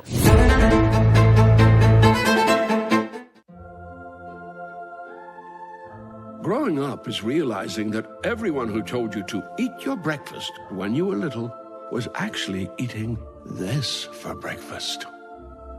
It's your turn to take your place at the breakfast table and savor the taste of culinary independence with freshly toasted bagels at McDonald's. Indulge in the breakfast you've always wanted and start the day off the right way, your way.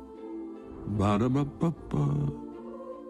Aero Safety is a proud supporter of Barren County sports. From helping make the BCHS Baseball Turf Project a reality to sponsoring the annual Spirit Week, Drew Hinton and his dedicated team at Aero Safety are strong supporters of local student athletes. Aero Safety helps employees and businesses develop safe work practices from coast to coast and right here in Barren County. They're located on West Main Street across from ESB. Learn more at aerosafetyus.com or talk personally to them in Glasgow at 270-670-4718.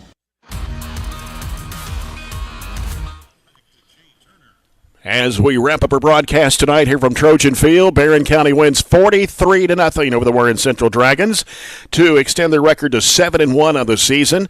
Next week, we will be at Central Hardin up in Cecilia, Kentucky to take on the Bruins. Game time is 7 o'clock. We'll be on there at 6:30 with the Don Franklin Glasgow countdown to kickoff. I want to thank the entire broadcast crew tonight. John Butler, Robert Bauer, Joey Bunch, Jake Norris in our studios on the controls, Aaron Russell with BCHS Live and his team.